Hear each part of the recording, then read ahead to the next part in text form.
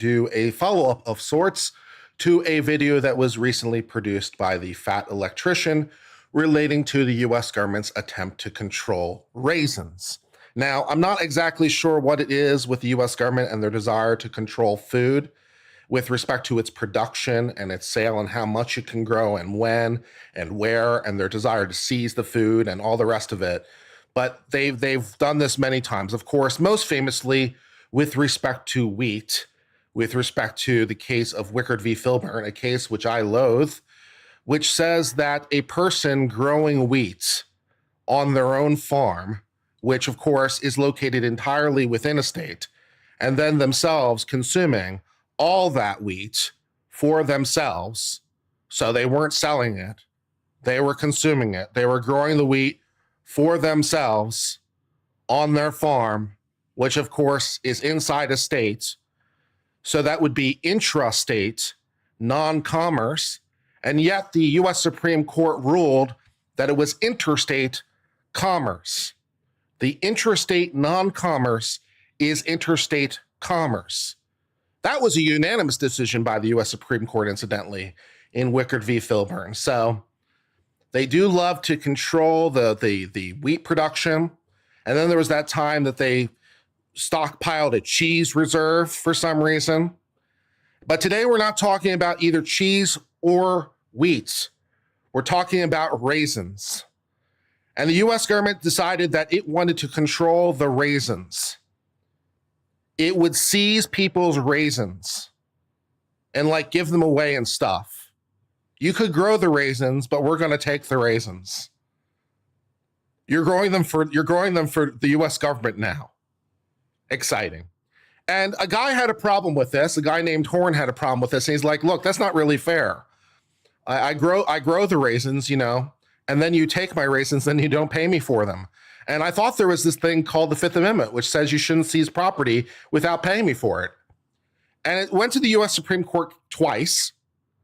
It went to the Supreme Court twice and bounced around the federal courts for like 12, 13 years, as sometimes happens, before we got an 8-1 decision telling us, you know what? If you want to seize the raisins, maybe you should pay for the raisins because they're people's property. It's not like you've declared raisins to be contraband, right? Maybe that would be a thing. Maybe raisins are illegal now. Maybe then you could seize the raisins as contraband, but you didn't declare them to be contraband. It's just like, we really like raisins.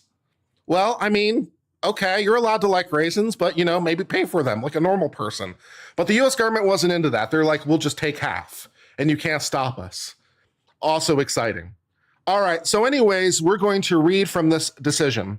We will first read the syllabus of the opinion, which is the summary prepared by the clerk, which summarizes the majority opinion. We are in Horn versus Department of Agriculture, US Supreme Court, 2015, 576 US 350. And we begin with the syllabus, where the Supreme Court is going to explain the law and also explain their decision in a summary fashion.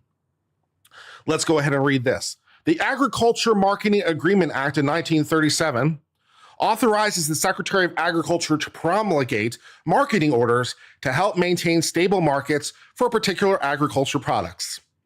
It's wheat all over again. Raisins are the new wheat. The marketing order for raisins established the Raisin Administrative Committee. We've got a Department of Raisins, people. We've got a Department of Raisins. Nice.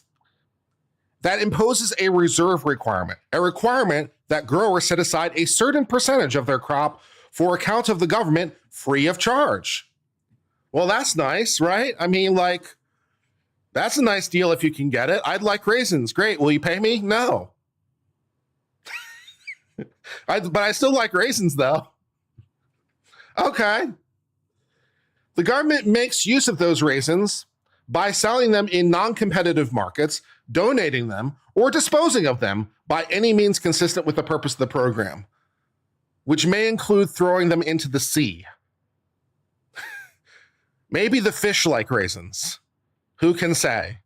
The US government can say, because we may feed it to the fishes.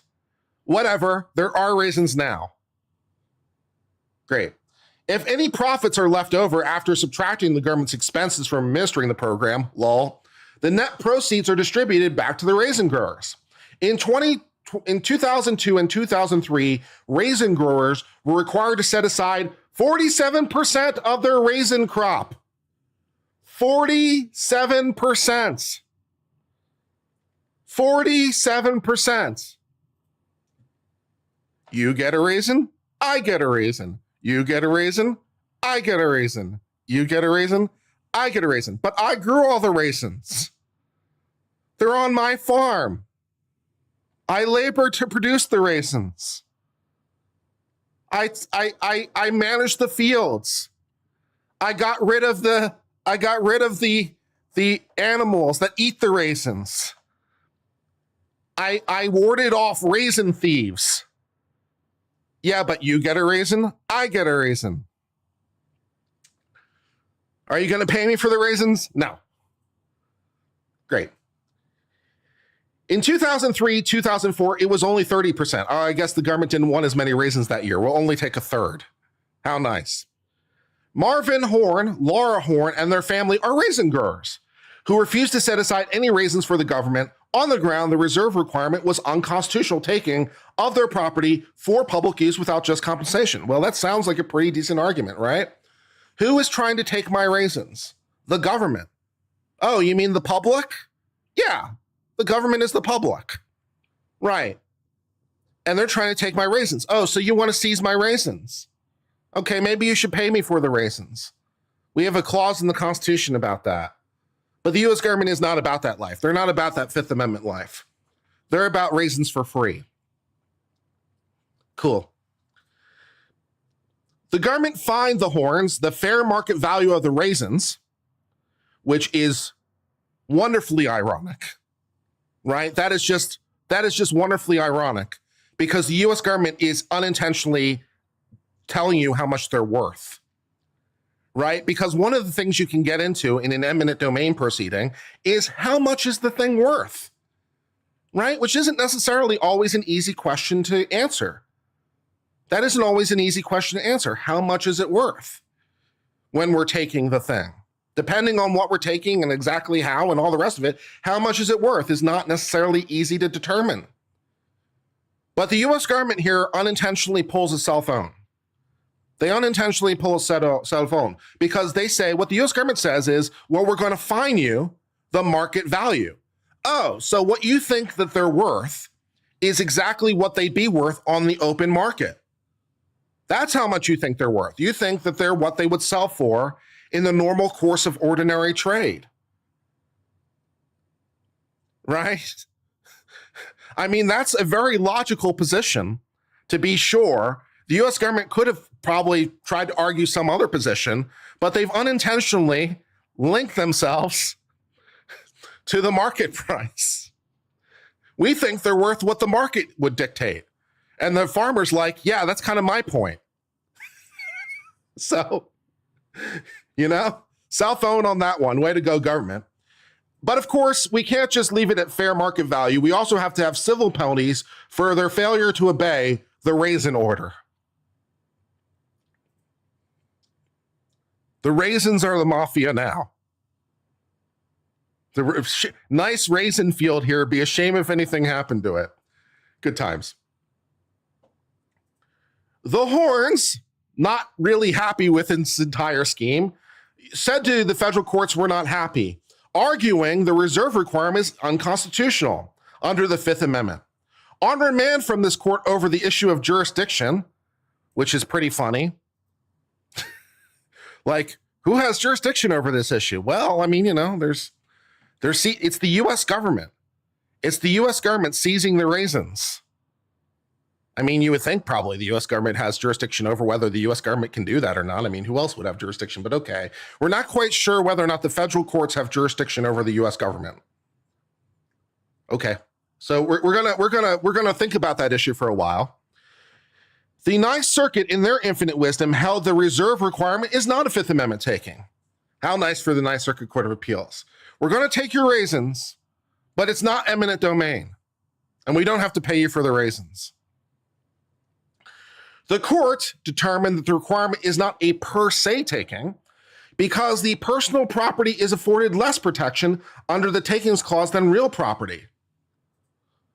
Well, even assuming that's true, it's not nothing, right? I mean, there is this idea in law that real property is non-fungible as opposed to personal property, right? Because one raisin, typically speaking, is just as good as another raisin, right? I take your raisin, I give you back a raisin. What's the difference, right? Not much. I take your dollar, I give you back a dollar. What's the difference? Not much, right? Money is fungible. Raisins are fungible. But land is non-fungible because no piece of land is exactly the same as any other piece of land. Every piece of land is unique. You can't just do a one-to-one exchange. That doesn't really make sense. So is personal property subject to less protection? Probably. I mean, it's fungible. We can fix it with money, right? Not necessarily with land. You can't necessarily fix land with money. That's why, for example, we have the concept of specific performance. For example, in a contract relating to land, very hard to get specific performance. Actually, you must do the contract. It's hard to do that with personal property because normally we can just give you something else. But with real property, we can make you give the land. We can make you sell the land because no piece of property is exactly the same as anything else that's non-fungible. But it's true that, you can't steal someone's land, but you also can't steal someone's raisins. I mean, stealing the land might in some sense be worse. It might in some sense be more difficult to remediate, but you still took something of mine that wasn't yours, and so there's that. So okay. So it's offered less protection, which the Ninth Circuit then basically says less is the same as none. and because the Horns, who retained an interest in any net proceeds, assuming there were any, assuming daddy government had any money left over at the end of all this, they were supposed to give it to you, which is not completely divested of their property. But it's not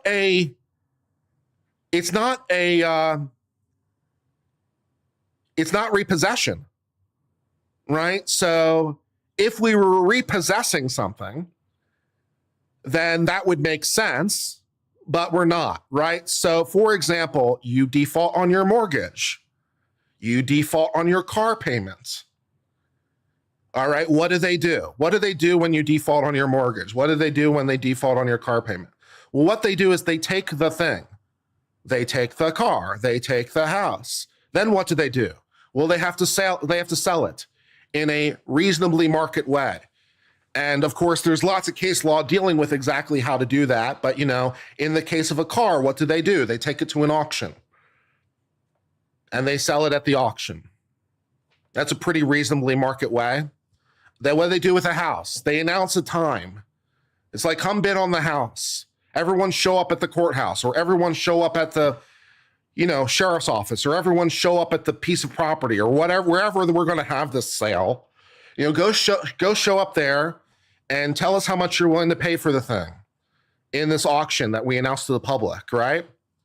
And okay, so what happens if there's money left over? Well, if there's money left over, they have to give you the money back, right? Because it's only a secured interest. They have a secured interest in the house or the car. They don't own the house or the car. You own the house or the car. They only have an interest in the house. So if there's money left over, they don't get to keep the money because they don't own the house. You own the house, so you get to keep the money. And incidentally, if there's not enough money, you still owe them money, right? So if the house didn't sell for enough and the car didn't sell for enough, you still owe them money, which sounds pretty fair, right? I mean, you owe a debt. You owe $10. If it sells for $9, you still owe them $1. If it sells for $11, they owe you $1. Pretty reasonable, not that complicated, right? But we're not going to do that here because, we're the government and we don't want to. Okay. And also we're not repossessing it. You didn't default on your raisins. They were always your raisins. We're just taking them. So, okay. So I'm not sure why we're using the process for repossession in this, they never possessed it in the first place case, but okay, we're doing that. The Ninth Circuit held that in the case allowing the government to set conditions on land use and development, the government imposed a condition in exchange for the government's possession. Why the federal government is setting conditions on land use and development as opposed to the state government is a whole nother thing. But that doesn't really, you can't, just because you can have zoning laws doesn't mean that you then suddenly get to control everything, right? It's like, oh, this land is zoned for agriculture. Great, I want to grow raisins. Well, in exchange for that, you owe us some of the raisins. Wait, what? Right, that doesn't make any sense. Oh, this is residential. You can build a house on it. I build a house on it. Okay, great, you owe us a bedroom. Wait, what? Right, just because they can condition to some extent what you can use the land for does not mean that they suddenly gain an ownership interest in what you do on the land. That doesn't really make sense. That's not a thing. The US government's trying to make it a thing. I don't understand, but that's what they're trying to do. Now, it held that Horns could avoid relinquishing by planting a different crop. Well, maybe, although even that's not guaranteed because, as I said, first it was the wheat. First, they came for the wheat, but I was not a wheat grower, so I was silent. And then they came for the cheese, but I was not a cheese grower, so I was silent. And then they came for the raisins, and there was no one left to cry for me. Yeah, tomorrow it will be something else. You can avoid this by growing something else. But I want to grow raisins. Raisins are legal. Some people like raisins. Maybe some of those people would like to buy my raisins. I want to grow raisins, damn it. Why are you making me not grow raisins? All right, so that was the fact pattern of all this bullshit. Then the U.S. Supreme Court gets to the holding. So what did the Supreme Court say in response to all this bullshit? Held, the Fifth Circuit requires the government pay just compensation when it takes personal property, just like when it takes real property. Wow. Revelation, right? Mind blown, right? The government just can't take your thing. They have to give you fair value for the thing. Mind blown. Wow. We needed the Supreme Court to tell us that, but yeah. Any net proceeds that raisin growers receive from the sale of the raisin reserve goes to the amount of compensation they've received for the taking. It does not mean the raisins have not been appropriated. Yeah, just because this is the strangest thief ever, right? I'm going to steal your TV and then I'm going to fence it, but it's okay. I'll give you 20%. But I want the TV. Or I want 80, or I want the 80%, and then I can go buy myself another TV. One of these two things. It's like, well, I'll give you a cut. Okay. Nor can the government make raisin growers relinquish their property without just compensation as a condition of selling their raisins in interstate commerce. Lol. Do you want to be able to sell your raisins across state lines? Which incidentally, by the way, as we mentioned before, I misspoke just then. And I'm so sorry. I just made a legal mistake. And I apologize because I just said, do you want the ability to sell your raisins across state lines? And then I was going to make a commentary on that. I'm so sorry. Yeah, we remember crossing state lines is not required for it to be interstate. Remember Wickard v. Filburn? Crossing state lines is in no sense required for it to be interstate. It can be wholly within a state and still interstate.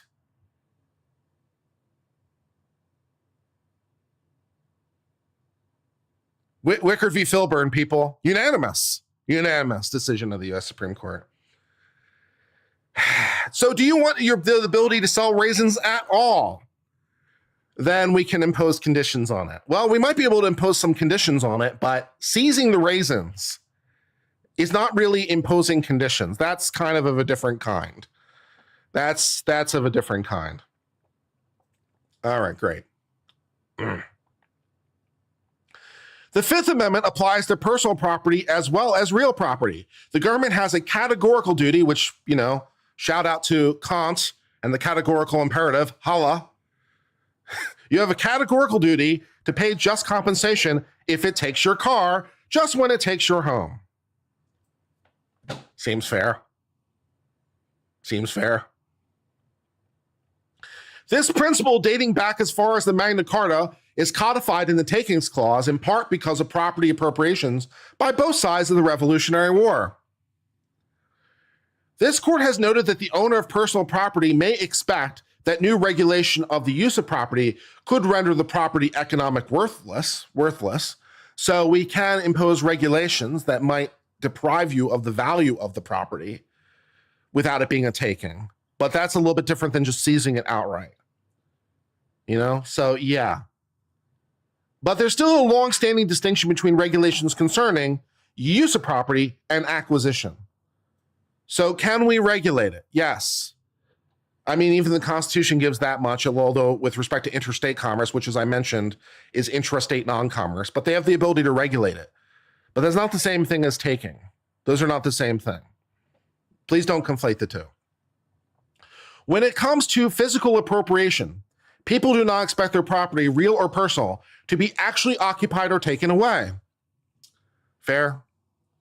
The reserve requirement imposed by the Raisin Committee, and it will never stop being funny that there's something called the Raisin Committee that has the power of governments. That's just funny. There's a thing called the Raisin Committee, and it's the government. That's pretty funny. The revised requirement imposed by the Raisin Committee is a clear physical taking. Actual raisins are transferred from the growers to the government. Title to the raisins passes to the Raisin Committee. I mean, we don't normally think of title really when it comes to the raisins. I mean, that's not really a thing that but yeah. I mean, yeah, you have the right. They're your raisins, so you have title to raisins. Maybe I'll go register my deed for the raisins. Yeah. Title to the raisins passes to the Raisin Committee. The committee disposes of those raisins as it wishes, which, because it owns the thing, makes sense. But how they own the thing is the problem. To promote the purpose of the raisin marketing order, the government's formal demand that horns turn over a percentage of the raisin crop without charge for the government's control and use is of such unique character that it is a taking without regards to other factors the court might ordinarily examine, right? So is it a taking? Is it a taking is a question that we could ask, right? Is it a taking? In addition to how much is it worth? And those are questions we can ask because sometimes the government wants to do things with respect to your property. And you might be like, hey, is that a taking? And the answer is not necessarily, because we've talked about regulations and the government has the ability to regulate under the current law. For example, zoning requirements generally constitutional. So the government can say you can't build a factory here. This is a residential zone. You can't have a factory in the middle of the residential zone, right? So the government can do that. There are rules even responding to that. It's not like an absolute blanket thing, but generally speaking, they can impose noise requirements so you're not too loud. They can impose emission requirements so you're not bothering your neighbor. So is it a taking? Is a question that we could ask. But in this case, they literally seized the raisins. They're like, yoink my raisin, right? It's like, do we need to ask any further questions? Do we need to go through a multi-step analysis that involves a multiple factor test? It's like, I don't know. How did they take the raisins? When did they take the raisins? Did they pick them up one at a time, or did they use a dump truck? Did they first caress the raisins? Like, do we really need to ask any additional questions here? And the Supreme Court's like, nope, we don't need to ask any further questions. They took the raisin. End of analysis. Yeah, I mean, that's pretty simple. I mean, it doesn't necessarily have to be complicated. It can be simple. They took the raisin. End of analysis. Great, moving on. The fact that the growers are entitled to the net proceeds of the raisin sales does not mean that there's been no taking. When there's been a physical appropriation, we do not ask whether it deprives the owner of all economical valuable use of the item taken. Yeah. Which we might ask in the context of a regulation. Oh, you were zoned industrial 3, but we've changed our zoning map, zone industrial 4, so you can no longer do blah, blah, blah, blah, blah. But that's not fair. I was planning on building a plant there. I bought the land, industrial 3, and then you changed the zoning, industrial 4, and I can't build the plant there. It's like, oh, okay, can you do that? Generally speaking, yes. They generally speaking can. Because there is still economic value. It's not what you wanted to do with the land, but there's still value in it to somebody. You could sell the land, so generally speaking, yeah. But in this case, they just instead of industrial zone 3, how about no? Right? Instead of industrial zone 3, how about our land now? It's again, we don't really need to do a complex analysis here. We don't have to make this complicated. Not everything has to be complicated. Sometimes it can be simple. Sometimes it can be simple. The fact that the growers retain a contingent interest of indeterminate value does not mean there's been no taking, particularly when the interest depends on the person who took it. And it may be worthless, as it was for one of the two issues here. Once there is a taking, as in the case of a physical appropriation, any payment from the government in connection goes at most to the question of just compensation.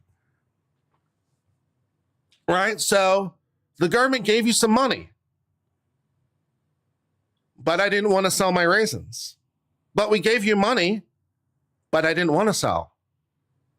So now the question is, did the government give you enough money? Was it just? Did we give you what was due? And how do we determine what's due? How do we determine that? Well, the US government made that really simple. Remember when I said earlier, the government made that really simple? How much is the raisin worth? That could be a hard question. Government made it real easy because they charged them market value. Right? So the government has already told you that they're worth what the market would bear, which you would assume is the right answer, but they've told you that. So there's that. Maybe pay the market price. That would be fine. That would be fine. The taking in this case cannot also be characterized as part of a voluntary exchange for a valuable government benefit. In one of the years at issue, the government insisted that horns part with 47% of their crop for the privilege of selling the rest. Lol. But with the ability to sell produce in interstate commerce, which again, just every time you read the words interstate commerce, just replace them with the words intrastate non-commerce. Every time you see the words interstate commerce, just replace them with the words intrastate non-commerce. And you'll be fine. Although certainly subject to reasonable government regulation is not a benefit, the government may withhold unless growers waive constitutional protections. The horns are not required to pay the fine and seek compensation under the Tucker Act. The Tucker Act is an act that allows you to sue the government. Right? It's called the Tucker Act. It allows you to sue the government. So, you're not required to pay the fine and then sue under the Tucker Act, which incidentally, by the way, you are required to do when it comes to taxes, as long as we're here to learn something of legal value, right? So if you think that the IRS is wrong or a tax is illegal or something else, right? You have to pay the tax and then you can sue the government. You have to pay the tax first and then you can sue. And that's been done, and it has been done successfully. And there's been US Supreme Court cases on point, as you would expect. So you do have to pay the tax, but then you can sue them for the money back. So yes, you can sue the IRS. People have sued the IRS. People have won against the IRS. Suing the IRS can be a fun thing to do. But in this particular case, you don't have to do that, right? There's a special law that says that with respect to taxes. Congress passed a law that says specifically that with respect to taxes. But they didn't pass it with respect to raisins. Yeah. Because the full economic interest in raisins, the government alleges should have been set aside for its account. That is, they own the raisins they grew, as well as the raisins they handled. Having paid the grower for all the raisins, not just the free tonnage raisins, they may risk a taking-based defense to the fine levied against them. Yeah, I mean, it could be a taking. There's no need for the Ninth Circuit to calculate just compensation due on remand. The clear and administrable rule is that just compensation normally is to be measured by the market value. And here, the government already calculated the raisins, the cost. So, again, the U.S. Supreme Court basically says exactly what I said several paragraphs ago. It's they're unintentionally self-owned here. And it's oh, good news. You don't have to figure out how much the raisins are worth. The U.S. government has already told you exactly how much they're worth. They were worth the market value. All right? So there's no need for you to do any hearing. There's no need for you to have a trial. How much are raisins worth, yo? The U.S. government already told you exactly how much they're worth because that's how much they find them. So, yeah. All right. So, having read the majority opinion, which, seems pretty reasonable, and taking note that this was an 8-1 decision by the U.S. Supreme Court, we will now read the dissenting opinion from Justice Sotomayor, who would like to offer a different opinion of the law. We will give Justice Sotomayor a go and see how that works with her legal analysis. Maybe she has a better legal opinion. I mean, there have been 8-1 decisions that I thought, I thought the one was correct. So it's definitely happened. Maybe this will be one of them. Maybe Justice Sotomayor will convince me that, taking the raisins is totes okay. Okay, let's give it a go. Wow me. Justice Sotomayor offers the following opinion in dissent. The Horns claim, and the court agrees, the raisin marketing order affects a per se taking under our decision. I mean, it's literally they took the raisins. That seems per se. They literally took the raisins. Yeah, that's yeah. But Loretto sets a high bar for such claims. It requires each and every property right be destroyed by the governmental action before the action can be said to have an effect of a per se taking. But they literally took it, though. They literally seized it. Because the order does not deprive the Horns of all property rights, it does not affect a per se taking. Okay.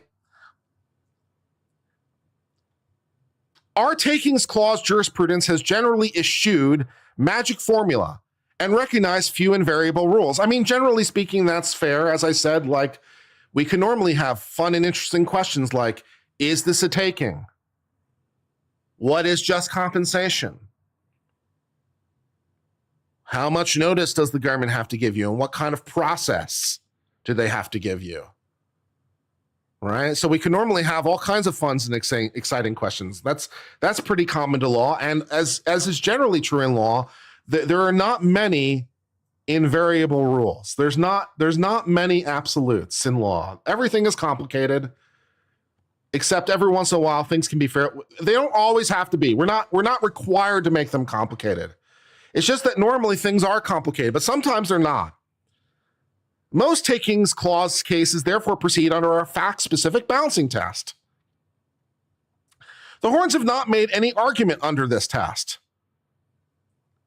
In order to prevail, they therefore must fit their claim into one of three narrow categories in which we've assessed taking claims more categorically.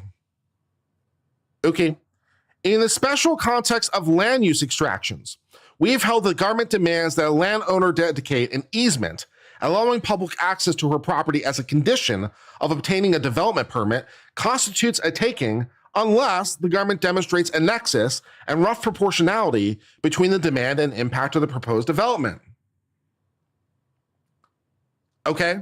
We've also held that regulation that deprives a property owner of all economical beneficial use of their land is per se taking, right? As opposed to, for example, merely rezoning. Rezoning is not typically a taking.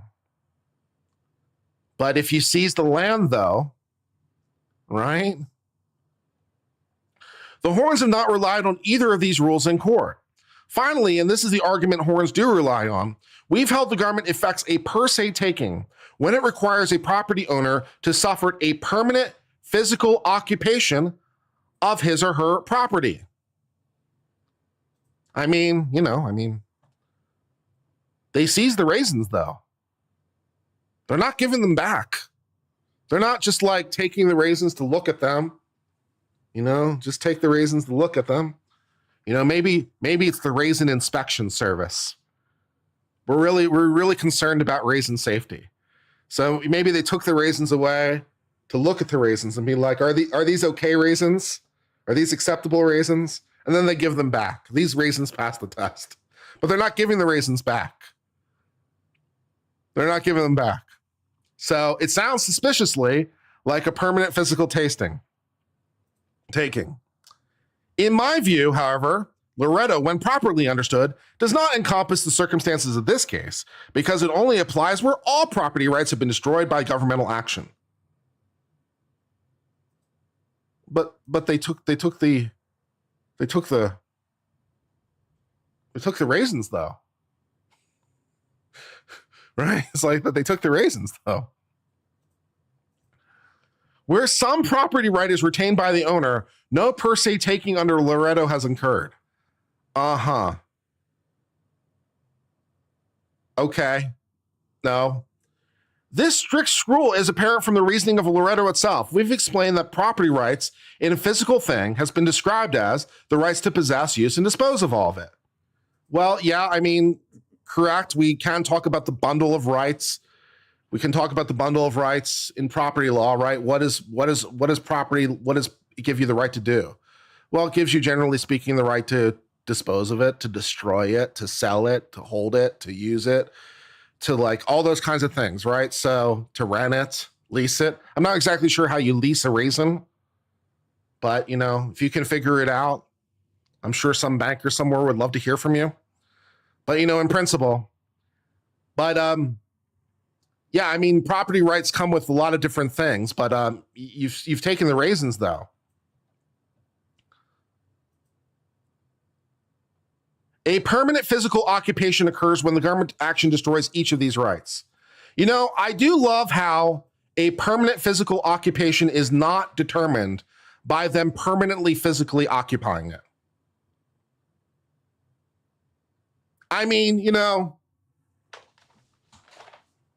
We know that sometimes in law, words don't always mean exactly what you would think they would mean. Interstate commerce doesn't mean interstate commerce. It means interstate non-commerce. So we're not necessarily unfamiliar with these concepts. We understand these concepts. But,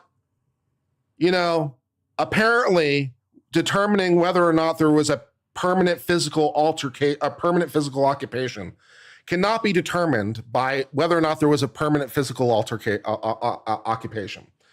So them permanently taking possession is not sufficient to determine permanent physical occupation. Okay. Apparently that isn't the test. We need a new exciting test. Okay, fine. When, as held in Loretto, each of these rights is destroyed, the government is not simply taking a strand from the bundle of property rights, it is chopped through the bundle entirely. Okay. In narrow circumstance where a property owner has suffered this most serious form of invasion of their property interest, a taking can be said to have occurred without any further showing on the property owner's part. Okay. By contrast, in the mine run of cases where governmental action impacts property rights that do not chop through the bundle entirely, we've declined to apply per se rules and have opted for a more nuanced test. Well, again, fair, right? Because again, like, is it a taking? We might have to have a multi-part analysis. Like, is it a taking? But they seized the raisin, right? I mean, they took it. So it's like, well, I mean, it's not like, I don't even know what the analogies would be. It's like, okay, all right.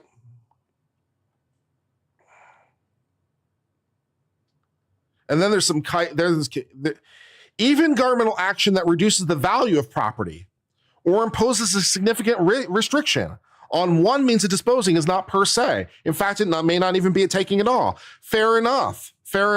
I mean, I understand that concept. I understand, right? Maybe we pass a regulation and we say that thing is no longer of value. Like, for example, just to pick a random example, or not so random example, from recent news. Okay, here's an example from the recent news. The FDA just declared that, what was it, red dye number 40 is banned? Okay, right? The FDA finally got around to saying red dye number 40, or was it number 4, or was it number 3? One of the red dyes, one of them, doesn't really matter. One of the red dyes is cancerous, and so we're no longer going to put it in food. Is that a taking? No, it's not. It's not a taking. Because we're not taking away your red dye number 40 or whatever bullshit it is. You can have as much as you want. We're just not allowing you to put it in food anymore. Does that destroy the value of the thing? It sure does. But you still have it. You kids just can't put it in the food anymore. So that's like kind of what the kind of thing they're talking about, right? The government might pass a regulation that dramatically changes the value of an item. But that's not the same thing as a taking. But what is a taking is them just taking it when it's not contraband, right? If they tried to seize all the red dye number 40 everywhere, I'm not sure why they would, but if they tried to seize all the red dye 40 as contraband, we might be having a different discussion. But, they didn't try to seize it. They just made it economically not valuable. So, yeah. What our jurisprudence thus makes plain is that a claim of under Loretto taking is a bold accusation that carries with it a heavy burden. I mean, I understand that. I mean, I get it. I have to prove that you kind of destroy the entire bundle of rights, but you seize the thing, though. To qualify as per se taking, the governmental action must be so completely destructive of the property owner's rights, all of them, as to render the ordinary general applicable protections of a framework either foregone conclusion or unequal to the task. Well, apparently this was not completely destructive somehow. Simply put, the retention of even one property right that's not destroyed is sufficient to declaim a claim of per se taking. But they did destroy really all the rights. I mean, I can't possess it. That's a property right. The idea of possession is a property right. The idea of I can't possess it, I can't own it, I can't sell it, I can't consume it, I can't destroy it. I mean, because I don't have it. I don't have it. So it's like, well, what's left, right? But she's finding rights in there somewhere. She's finding rights in there. Eminent domain raisins. Eminent domain raisins, man. Or not even eminent domain raisins, according to her, because they're just my raisins now. Maybe Sotomayor just really likes raisins. I don't know. When evaluating the order under the rubric, it's important to bear two things in mind. The first is that Loretto is not concerned with whether the order is a good idea, was ever a good idea, or whether it intrudes on some property rights. I mean, I will concede the point, right? I will concede the point. We're not doing it on whether or not it's a good idea.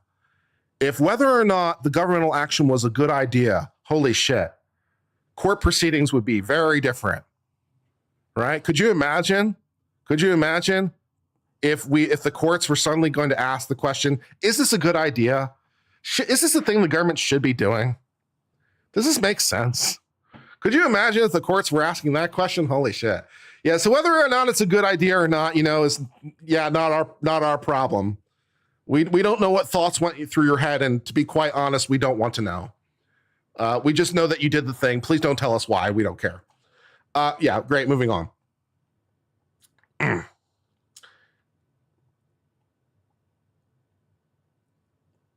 The order may well be outdated and by some lights downright silly. Is also no doubt intrusive. You think? But whatever one else can say about the order is not per se if it doesn't result in the destruction of every property right. The second thing to keep in mind is the need for precision about whose property rights are at issue. The farmers. And what property is at issue? The raisins. Glad I could clear that up for you. Here is what at issue are the Horns' property rights in the raisins they own and are subject to the reserve requirements. The order therefore affects a per se taking under Loretto if and only if each of the property rights and portion of the raisins the order designated as reserved has been destroyed. If not, then whatever fate the order may reach under some other takings test, it is not per se. But they seized the raisins. They took them. The Horns, however, retain at least one meaningful property interest in reserve, the right to receive some money for their disposition. Oh boy, oh boy. Oh boy, oh boy. The order explicitly provides that raisin producers retain the right to net proceeds from the disposition of the reserve tonnage raisins.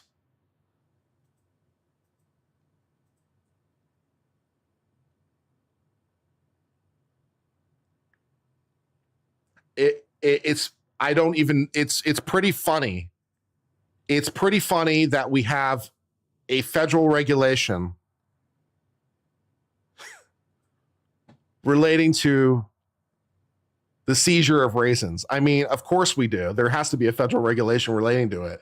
But someone somewhere took the time to write a regulation about the reserve raisins. Does the US government need to start a strategic raisin reserve? I believe Canada has a strategic maple syrup reserve. Maybe we need a strategic raisin reserve. I'm not sure why, but maybe we do. But okay. And ensure that reserve raisins will be sold at prices in a manner intended to maximize producer returns. According to the government, of the 49 crop years, 49 years, for which the reserve pool was operative, producers received equitable distribution of net proceeds in 42. Great. Granted, this equitable, and you and I have a very different understanding of the word equitable at this point. Justice Sotomayor, I have to say, you and I have a very different understanding of the word equitable. It's like, this is equitable? This is equitable? How?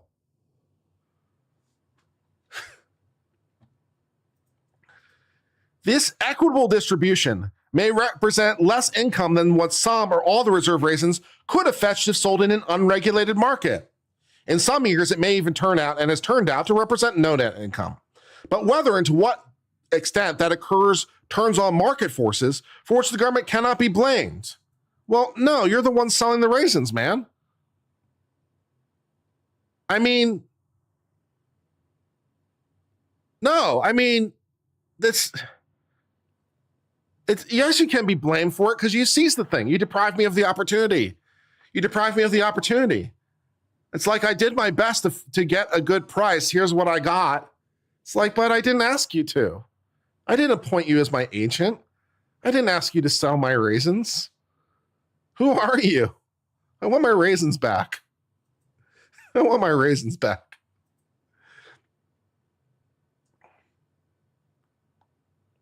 In any event, we've emphasized that a reduction in the value of property is not necessarily equated with taking. Again, true.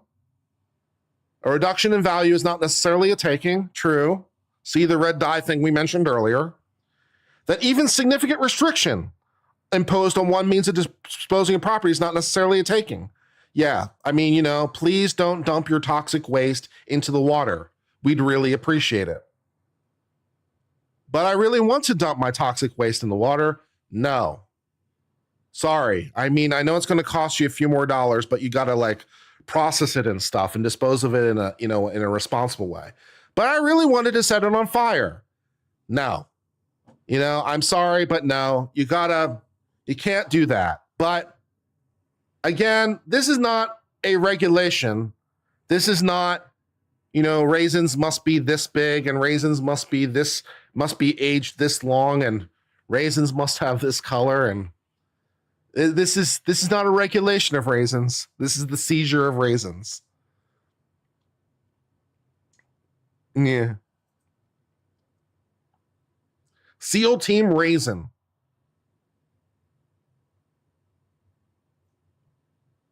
Yeah. And not every injury to property by governmental action amounts to a taking. Indeed, we would not use the word destroy in Loretto if we meant damaged or even substantially damaged. I take us at our word.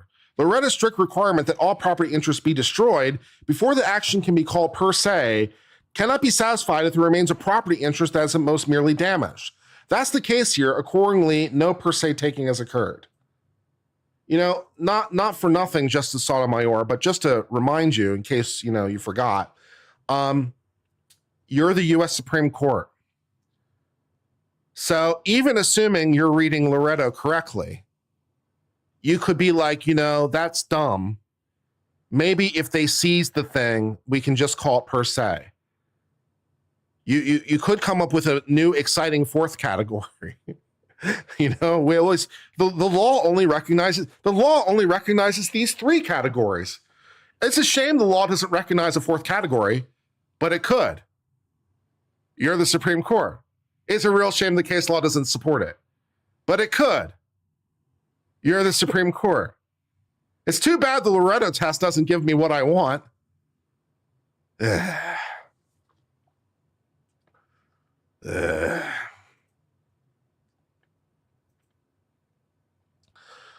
Moreover, when as here the property issue is fungible, which, fair enough, it is fungible. One raisin is probably just as good as any other raisin. All things being equal, a raisin is a raisin. So any raisin will do. So raisins are fungible. The income the property may yield is the property owner's most central interest. Well, no, not necessarily. That's not fair, right? Because most personal property, if not all personal property, is fungible, right? And I own a lot of things, but my interest isn't necessarily what the income may yield.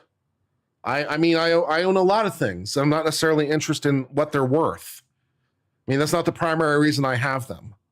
I have a lot of things in my apartment that are personal items. Right, beef fish friend, and my primary interest in beef fish friend is not what he would fetch on the open market. Beef fish friend means more to me than that. So I take exception to that, and even in the context of a farmer, they have interests that may extend beyond mere economic value. I can't speak to the finer points of all things farmers are interested in, but I'm willing to bet that neither Sotomayor can either. So while, what the crop will yield someday is a valuable consideration, not necessarily the only thing that's worthy of mention to the farmer, I'm sure. Great. Let me take a moment to recognize some super chats because some have been coming in and I haven't read any yet. Lance Corporal, Anime Guy for $2 says, FDR screwed us so bad we feel his choices now. You better believe it, man. Batman's Pet Goldfish for $5 said, Sotomayor is operating from the perspective they didn't take the entire harvest, not realizing a harvest is not a single piece of property. Facts. Philip Coggins said, silly Kurt, only the government can light toxic waste on fire for no reason. For example, East Palestine. Noted. Thank you for the laugh. I do appreciate it. All right, moving back to the story.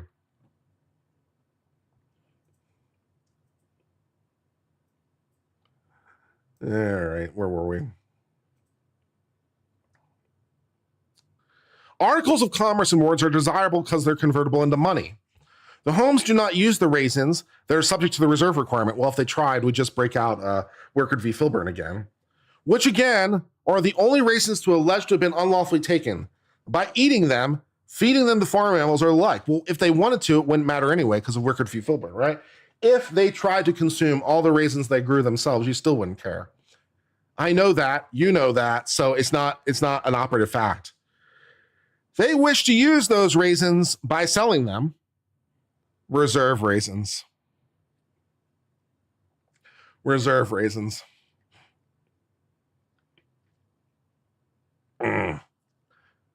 What species of grape is reserve? I've heard of like Concord grapes, and I've heard of, like Pinot Noir grapes, and I've heard of other kinds of grapes. What kind of grapes are reserve? Where do I buy reserve grapes in order to make reserve raisins? And value those raisins only because they're a means of acquiring money. Well, that, I don't know. Raisins are nice for many reasons, I'm sure. While the order infringes upon the amount of potential income, it is not inexorably eliminated. Unlike the law in Loretto, the order cannot be said to have prevented the Horns from making any use of the relevant property. Well, no, they can't use the property. They literally can't use it because they don't have it. How do they use the raisins? How do they use the raisins when they don't have the raisins? Right? How do you do that? I don't know. The conclusion that the order does not affect a per se taking fits comfortably with our precedent. After all, we've observed that even regulations that bar trade in goods, for example, a ban on the sale of eagle feathers, may survive takings. I understand this concept, right? I understand that's a contraband item. You can no longer sell that item. I get that idea. I understand that. With our red dye example, although it's not illegal to trade, it's just illegal to put it in food. Maybe you can use the red dye for something else. I don't know. But can you ban the sale of certain products? Yeah, probably. But that's not quite the same thing as taking them. The people, to the extent they did, still have the eagle feathers, although possession of eagle feathers gets into another territory, which we don't have time to discuss, but pressing on. To be sure, it was important in our decision in Andrews that regulation at issue did not prohibit possession, donation, or devise of the property, which this regulation does. But as to those feathers the plaintiffs would have been likely to sell, the law says they can't sell at any price, and therefore categorically cannot be converted into money. But they still have the feathers. They still have the feathers. Here, too, the Horns may do as they wish with the raisins they're not selling. How generous. How generous. But as to those raisins they'd like to sell, the order subjects a subset to them to the reserve requirement, which allows the conversion of reserve raisins into at least some money, and which is thus more generous than the law in Andrews. But the people still had the feathers. So the analogy doesn't work. The analogy doesn't work. The people still had the feathers. Right? They weren't allowed to sell the feathers anymore, but they still had the feathers. So they weren't deprived of their property. They might have been deprived of the economic value of their property, but it isn't quite the same thing. And the case law supports that. But these people don't have their raisins anymore. They haven't even been given eagle feathers in exchange for the raisins. So it doesn't quite work. We hold that no taking occurred in Andrews, so rejecting this claim follows a fortiori. No, it doesn't. We made this principle even clearer in Lucas when we relied on Andrews and said, whereas here, a property's only economically productive use is sale or manufacture for sale, I'm sure the Raisin Committee could come up with other exciting uses for the raisins, right? I mean, who are you to say that all raisins can be used for is for sale or manufacture for sale? Raisins have myriads of uses, I'm sure. I'm sure the Raisin Committee will come out anytime and tell us all the many, many ways I can use raisins, other than economically. The order does not go nearly there far. It could easily escape our appropriation, at least where a per se taking claim is concerned. The fact that at least one property right is not destroyed by the owner is alone sufficient to hold the case does not fall within the narrow confines of Loretto. But such a holding is also consistent with another line of cases when viewed together.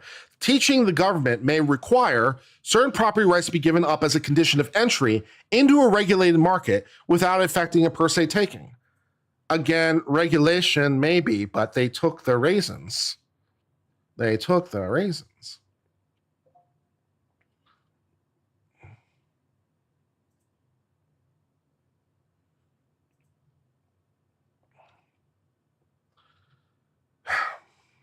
First, in Leonard versus Earl, we considered a state law that required those who wish to engage in the business of oyster packing to deliver to the state 10% of empty oyster shells. We rejected the argument this law affected a taking and held it was not materially different from a tax upon the privilege of doing business in the state. As the packer lawfully could be required to pay that sum in money, nothing in the federal constitution prevents the state from demanding they give up the same percentage of shells. So it's a tax now? Can I pay the IRS in raisins? I didn't know that. I didn't or oyster shells. Can I pay the IRS in oyster shells or raisins? How do I do that? Where do I deliver the oyster shells and raisins? I have questions. I have questions.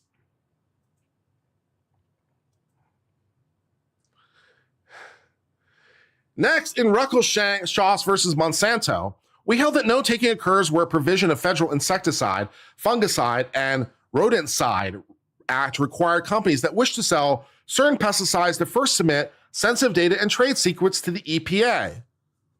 I mean, we'd like to make sure the poisons aren't going to kill everybody. Seems, okay. Even though the EPA was permitted to publicly disclose some of that data, which would have had the effect of revealing trade secrets, thus diminishing or perhaps even eliminating their value, we reasoned that, like the privilege tax of Leonard versus Leonard, the disclosure requirement was the precise price Monsanto had to pay for the advantage of living and doing business in a civilized community. We offered nary a suggestion. The law at issue could be considered per se. But they didn't take the poison. They didn't take the poison. They simply said, please disclose to us what the poison's made of. Because we're a little bit concerned about, it possibly harming people and stuff. Could you tell us more about the poison, please? They still have the poison, though. You still have your poison. They didn't take away your poison, but they did take away your raisins. From my cold, dead hands.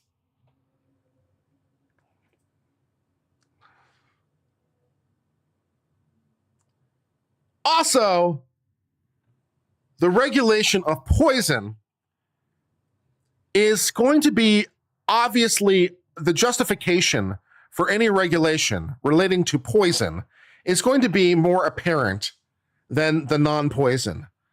So, and as you're looking through your governmental tiers of scrutiny and you're trying to figure out can the government pass this regulation, right? It's without knowing anything else about law, right? Which of these things do you think the government would have more ability to regulate? Which of these things do you think the government has more of an interest in regulating? The raisins, the poison. The raisin, the poison. So, without knowing anything else about law, yeah, there's probably some regulations relating to the poison. I'm not quite sure how that reads onto the raisins, unless you're saying raisins are poison. But,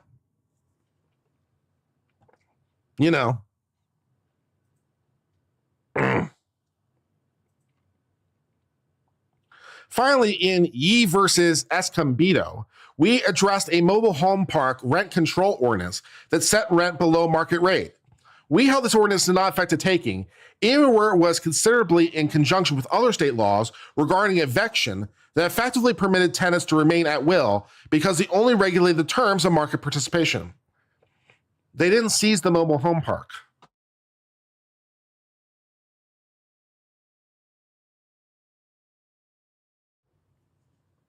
They didn't seize the mobile home park. So rent control ordinances, different legal analysis. Understood together, these cases demonstrate that the government may impose a condition, the ability to offer goods in the market on giving up certain property interests without affecting a per se taking. The order is a similar regulation. It has no effect whatsoever on the raisins the horns grow for their own use. Yes, it does. It absolutely has an effect on the raisins the horns grew for their own use. They grew 100% of the raisins for their own use. Now, they were probably contemplating selling those raisins, but that was a use they had intended for them. And incidentally, again, even if they literally wanted to consume all the raisins, we'd just be back to Wickard v. Filburn, and you wouldn't care anyway. So either way you interpret this sentence, it doesn't make sense. Insofar as horns wish to sell some raisins in a market regulated by the government, why do we need a regulated raisin market? Why do we need a regulated raisin market? I have a fun idea. I have a fun idea. How about like people grow raisins and they can sell them, and if people want to buy them, they can. And how about that? That sounds good. And then maybe we could have like a market, and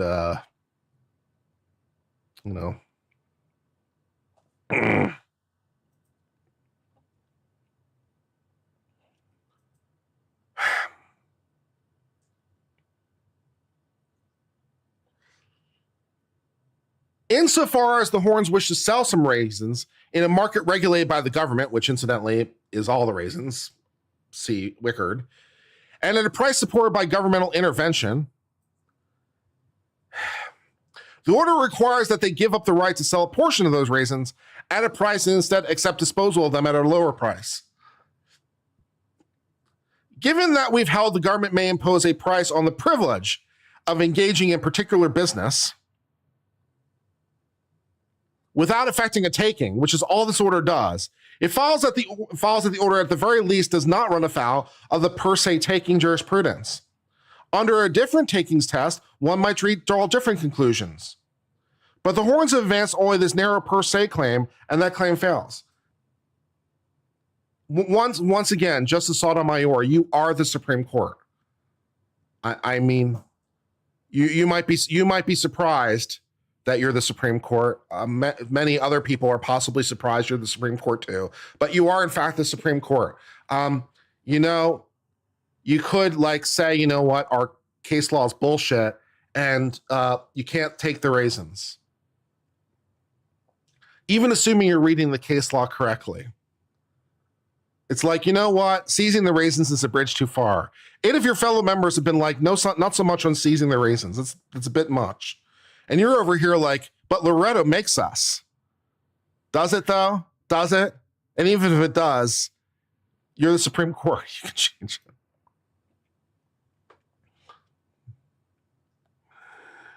The court's contrary conclusion rests upon 2 fundamental errors. The first is the court's breezy assertion that per se taking has occurred because the horns lose the entirety of the bundle of property rights in the appropriated raisins. There is something inherently extremely funny about the phrase appropriated raisins. I feel like that could be a good band name. Okay, chat, I need your help.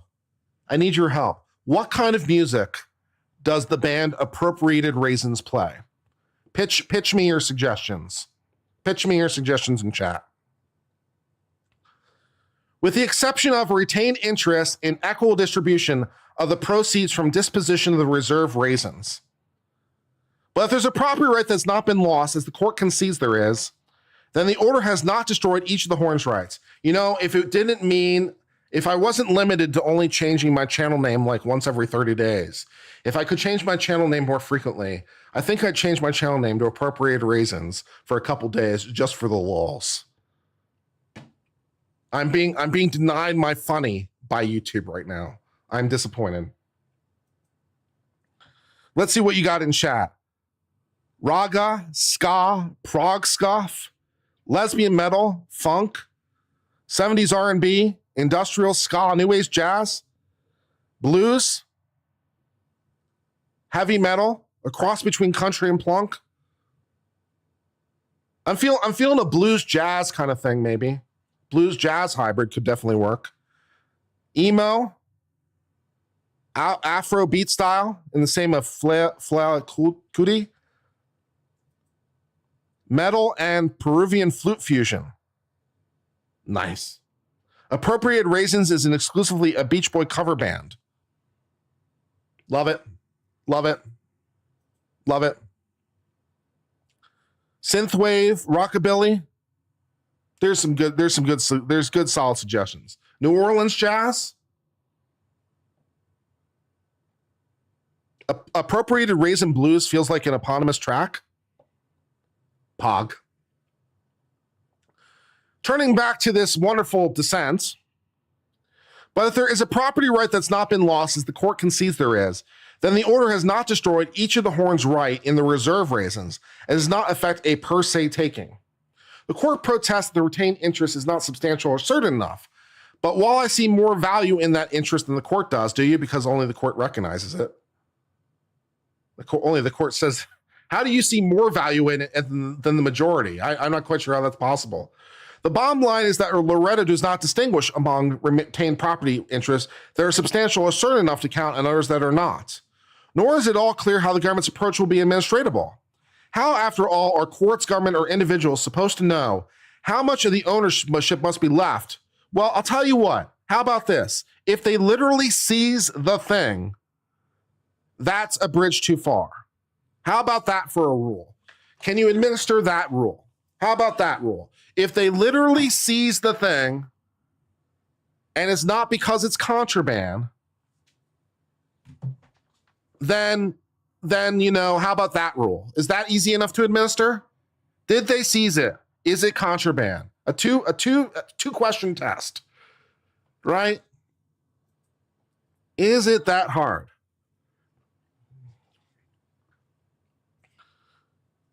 One virtue of the Loretto test was, at least until today, its clarity. Under Loretto, a total destruction of all property rights constitutes per se. Anything less does not. Among the most significant doctrinal damage the court causes is the blurring of this otherwise bright line and the expansion of this obvious area category. By the court's rights, perhaps 95% destruction of property rights can be per se. Did they seize it? I think Justice Sotomayor is perhaps missing it. It's like they literally seized the thing, right? It's like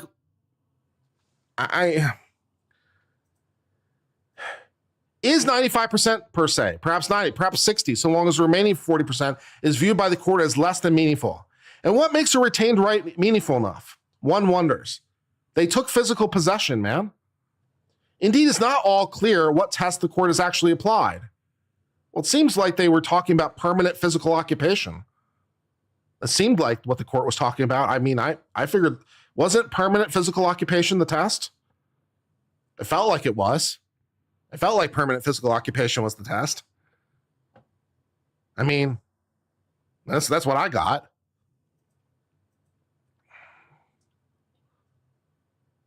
Property owners should be assured of where they stand. Like, please don't seize my raisins. And the government needs to know how far it can go without tripping over a categorical rule. Here's a categorical rule. Don't seize the thing. How about that? Can we agree on that? Can we agree? It's like, can we agree on this much, right? The government might pass many regulations and might pass many rules and might pass many requirements with respect to things. But literally seizing the thing, can we agree that that is a taking? And then we can talk about whether or not these other regulations are taking enough. It's like, can we agree on this much? And then go on to other more exciting questions. Again, a lot's complicated, but it doesn't mean it all has to be complicated. It's like, can we please agree on this much?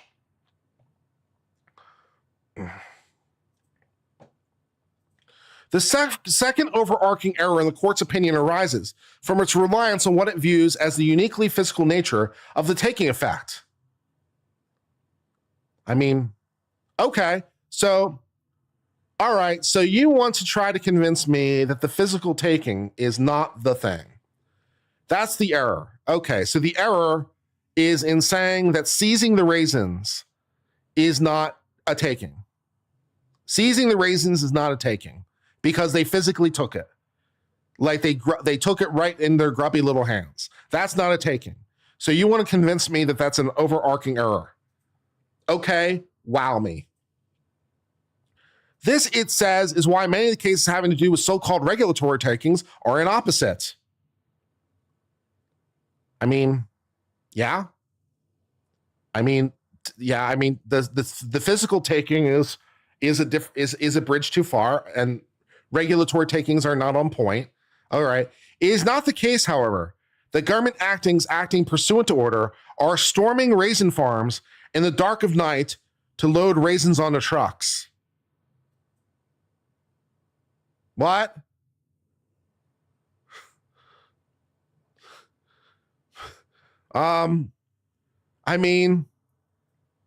Noted.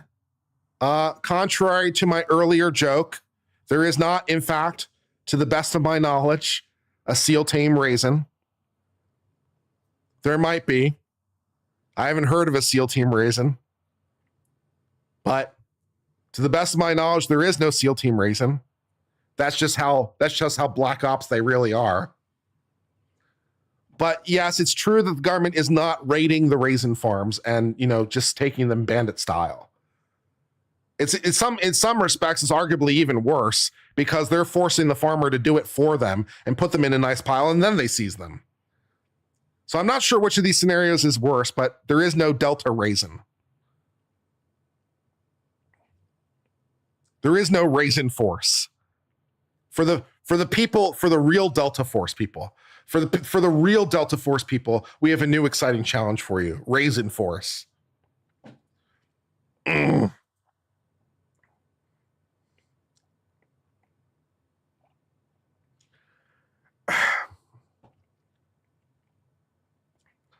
Yeah, Call of Duty raisin season. I'm telling you what, man. I'm telling you what. Yeah.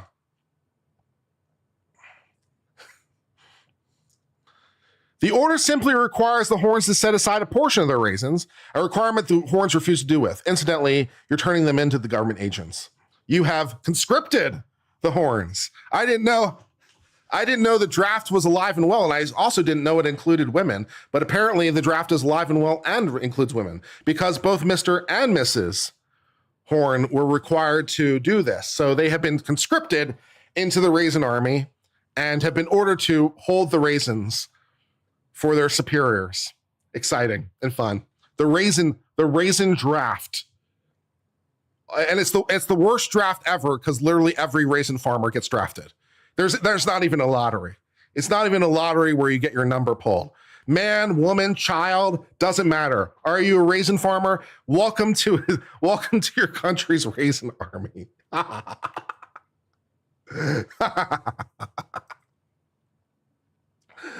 All right. And it does so to facilitate two classic regulatory goals. One of them is the regulatory purpose of limiting the quantity of raisins that can be sold on the open market. The other is the regulatory purpose of arranging the orderly disposition of those raisins whose sales would otherwise exceed the cap.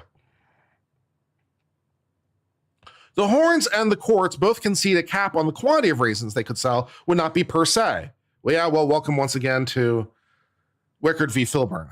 $10 from Chris Dreyer, who gives me a pear in a superhero outfit at the Cape flying through the air. Thank you, Chris, for your nice pear-related thing.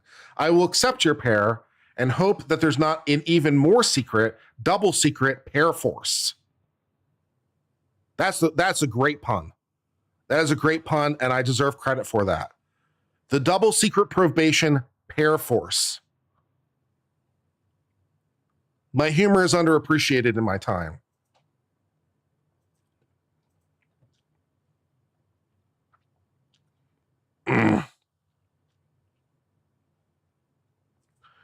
I'm 44 and out of shape. Can I enlist in the pear force?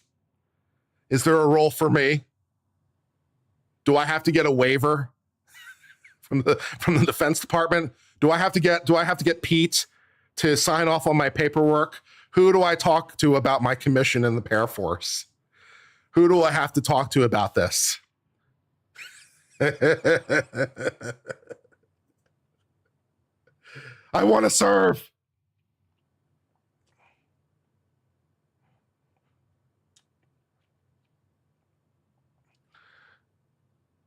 All right, where were we? All right. The court focus on the physical nature of the intrusion also suggests that merely arranging for the sale of the raisins would not be per se taking. Well, I don't know, but you're asking a different question. So if they force them to sell them in a particular way, would that be a taking? I don't know. But they literally seize them. Again, it's like, can we at least agree that literally seizing the raisins is a bridge too far? And then you're like, well, what if they didn't force them to seize them? What if they simply said, okay, you're required to hold them in reserve and you're required to sell them in this kind of particular way under these particular rules? Could you do that? Maybe. I mean, depending on the details, right? It's like, so for 53% of your raisins, you can sell them in the open market and do whatever the hell you want. As to 47% of your raisins, however, we're going to create some special rules, and you have a special market and there's special whatever. And so you have to sell them in this kind of way. Would that regulation be legal? Maybe, but they seized the raisins. Do you think that every member of the Raisin Reserve gets the Purple Heart? Purple because raisins? Bueller, okay.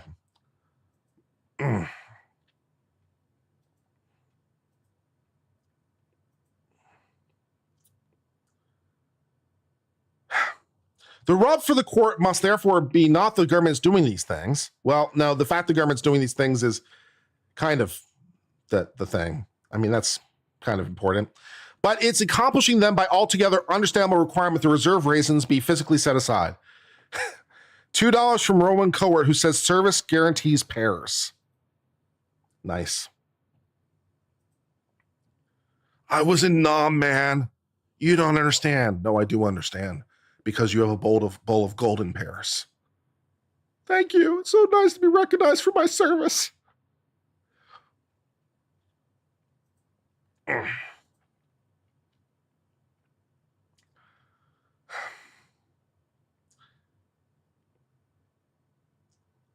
I know of no principle, however, providing that the government achieves a permissible regulatory end by asking regulated individuals or entities to physically move the property subject to regulation. Well, that's not all they did. It's committed a per se taking. Well, they didn't just ask them to move the property. That's not. After all, in Monsanto, the data the pesticides companies had to turn over to the government was presumably turned over in some physical form. That is a dumb argument. I mean, I know we've seen a lot of stupid in today's case, but this might be peak stupid for me. This might be peak stupid. Let's read this sentence and enjoy the peak stupid, because this is great. After all, in Monsanto, the data that the pesticide company had to turn over to the government was presumably turned over in some physical form. Yet even the court does not call Monsanto a physical taking case.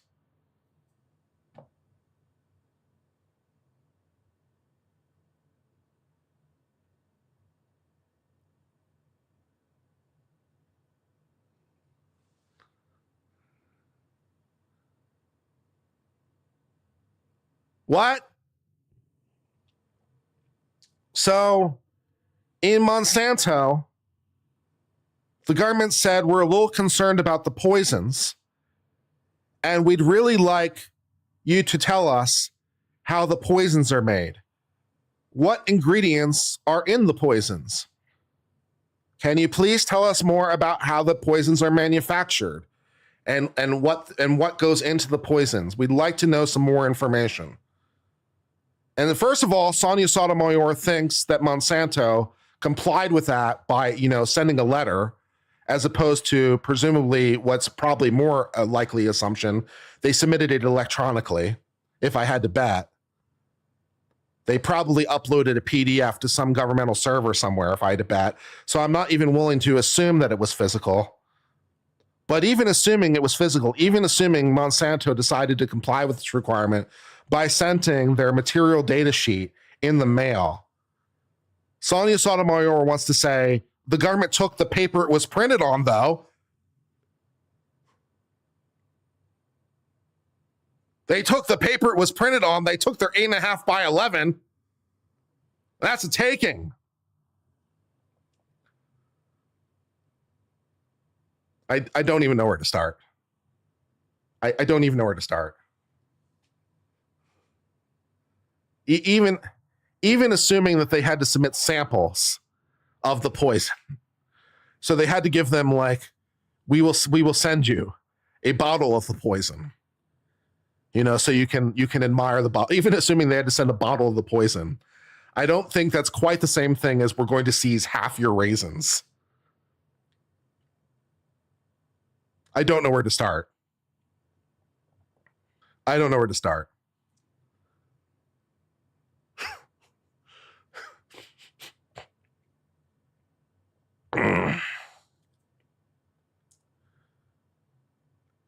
Okay, please tell us more about the poisons as somehow a physical taking case. All right, somehow, all right, fine, okay. It therefore cannot be any regulation that involves the slightest physical movement of property that's necessarily evaluated as per se rather than regulatory. The combined effect of these errors is to unsettle an important area of our jurisprudence. Unable to justify its holding under our own precedents, the court resorts to superimposing new limitations on those precedents, stretching out the otherwise strict test into an unadministrable one. Again, I'm not sure why she keeps saying unadministrable. I'm not quite sure why she keeps saying it's unadministrable. Did they seize the thing? Did they take the thing? I'm not. Did they have a permanent physical occupation of the thing? I'm not sure why that's not administratable. Now, again, the government might try to get around this problem by trying to do something else that's clever, because there's nothing new that there's never an opportunity for someone to think of a new and exciting way to get around the rule. So, will the government respond to this by coming up with some sort of clever thing that's not just seizing the thing? Probably, but you know what? We can deal with that at another time. Let's just agree that seizing the thing is a bridge too far, and then we'll deal with the new creative thing the government comes up with whenever they come up with it. Right? We'll deal with that problem later. Let's just agree that seizing the thing is too far. It's unadministratable. No, it's not. Did they seize the thing? And if someone comes up with some sort of new thing, you're right. Some judge somewhere at some time is going to be confronted with some new thing the government came up with and they're going to have to figure out, possibly for the first time, whether the new thing is legal or not. You're right. Some judge somewhere is going to have to figure out whether some new program or some new law is legal or not. Wow. You mean to tell me that a judge might be confronted with a novel set of facts and or novel law because the executive and or congressional branch did a thing, and now we have to figure out whether or not that was legal or not? And they might have to figure it out, and there might not be a case that speaks exactly on point, and the judge might have to go through the case law and try to figure out what the answer is, and judges might disagree with each other sometimes, and maybe they'll get appealed, and maybe it'll be a Supreme Court decision someday. Wow, what a strange world that would be. What a strange and novel world that would be. And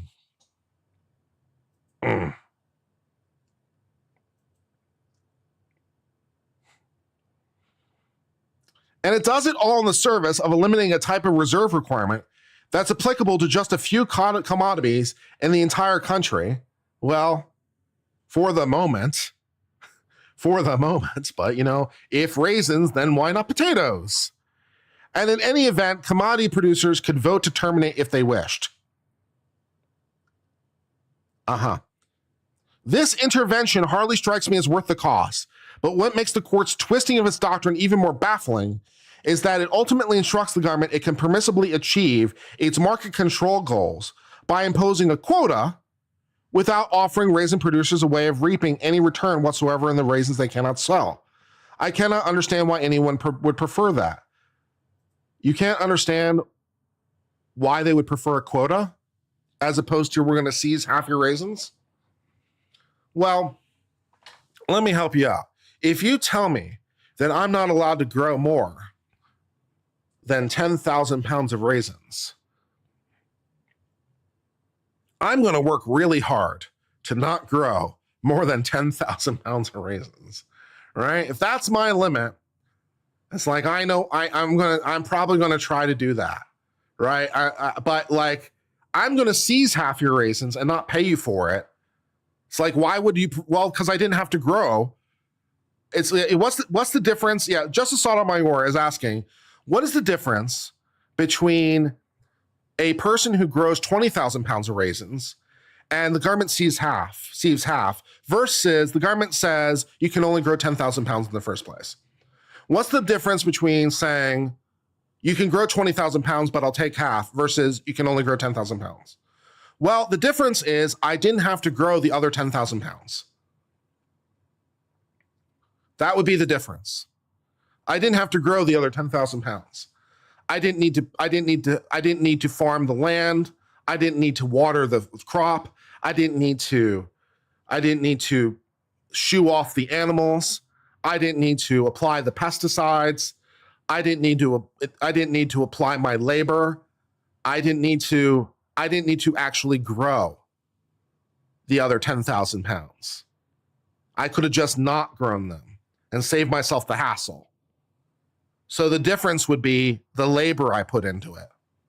Time, money, energy, product, services, staff, equipment, land rights, usage rights, water bills, pesticide costs. That would be the difference. Glad I could clear that up.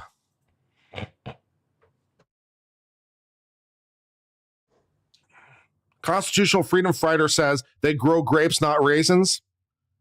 Maybe they grow grapes, not raisins in your part of the country, but God damn it, I'm a raisin farmer. I grow raisins. Don't at me.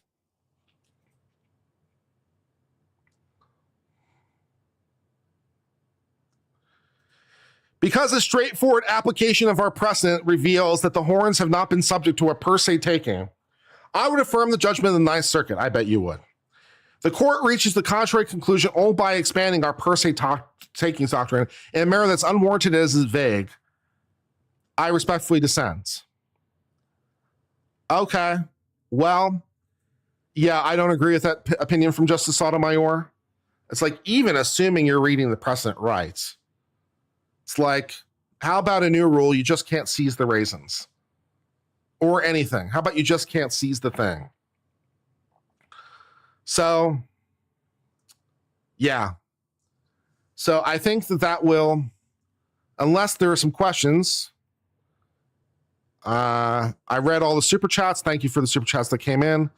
And if there are any other questions, I'll be happy to answer them. But, you know, basically, if they seize it, they got to give you money.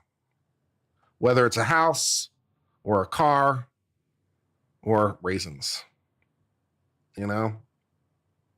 So, yeah, pretty simple. Oral arguments for this? You want to listen to the oral arguments for this case? You want to listen to the oral arguments for this case? You want to listen to oral arguments over the stupid? How many people want to listen to the oral arguments? Is there a contingent that really wants to listen to the oral arguments in this case? If there's a strong showing of support, I'll do it. I mean, it's probably an hour worth of arguments, but, you know, I'll do it. Give me a second to pull it up while you guys are commenting whether or not that's something you want.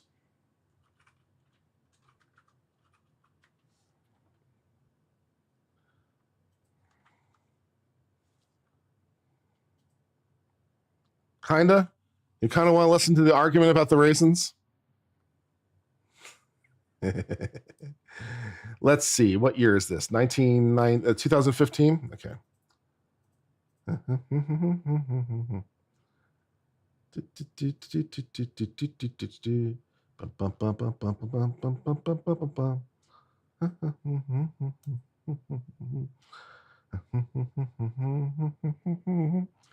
No worse than the unedited Kamal interview? No doubt.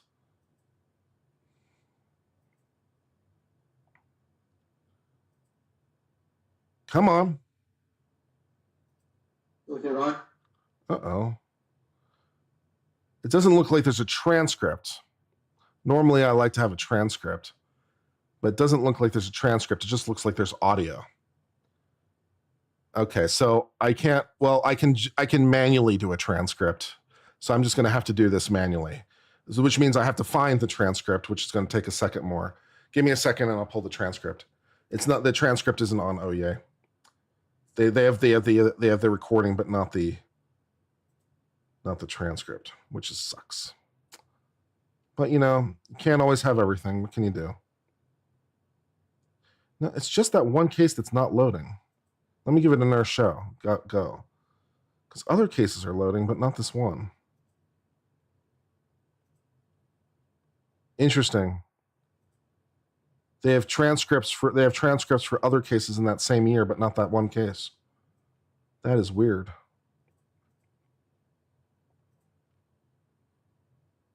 That is really weird.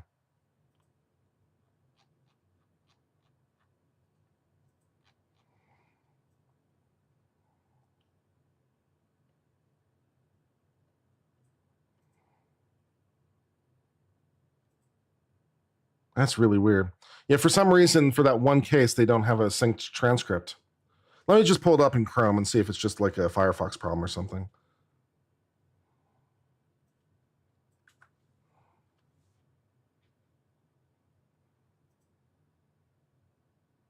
No, it's happened in other cases too. The Raisin Mafia got it. The Raisin Mafia might in fact have gotten it.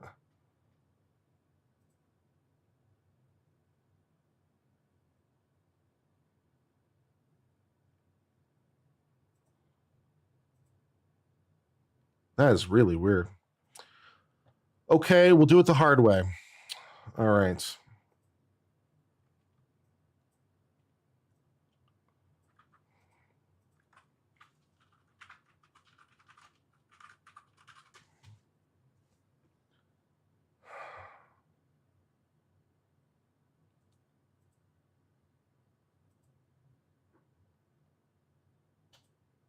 All right, we'll do it the hard way.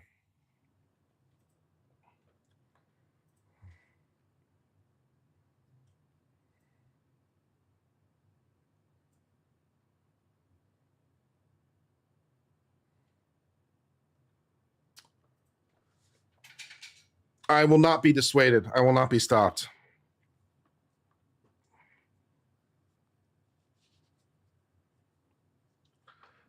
All right, let's see. Okay. You'll hear an argument this morning in Case 14-275, Horn versus Department of Agriculture. Mr. McConnell. Mr. Chief Justice, and may it please the Court, thank you for being willing to hear this little case a second time. It does involve some important principles and the livelihoods of Marvin and Laura Horn, and more indirectly, hundreds of small California raisin growers will be profoundly affected.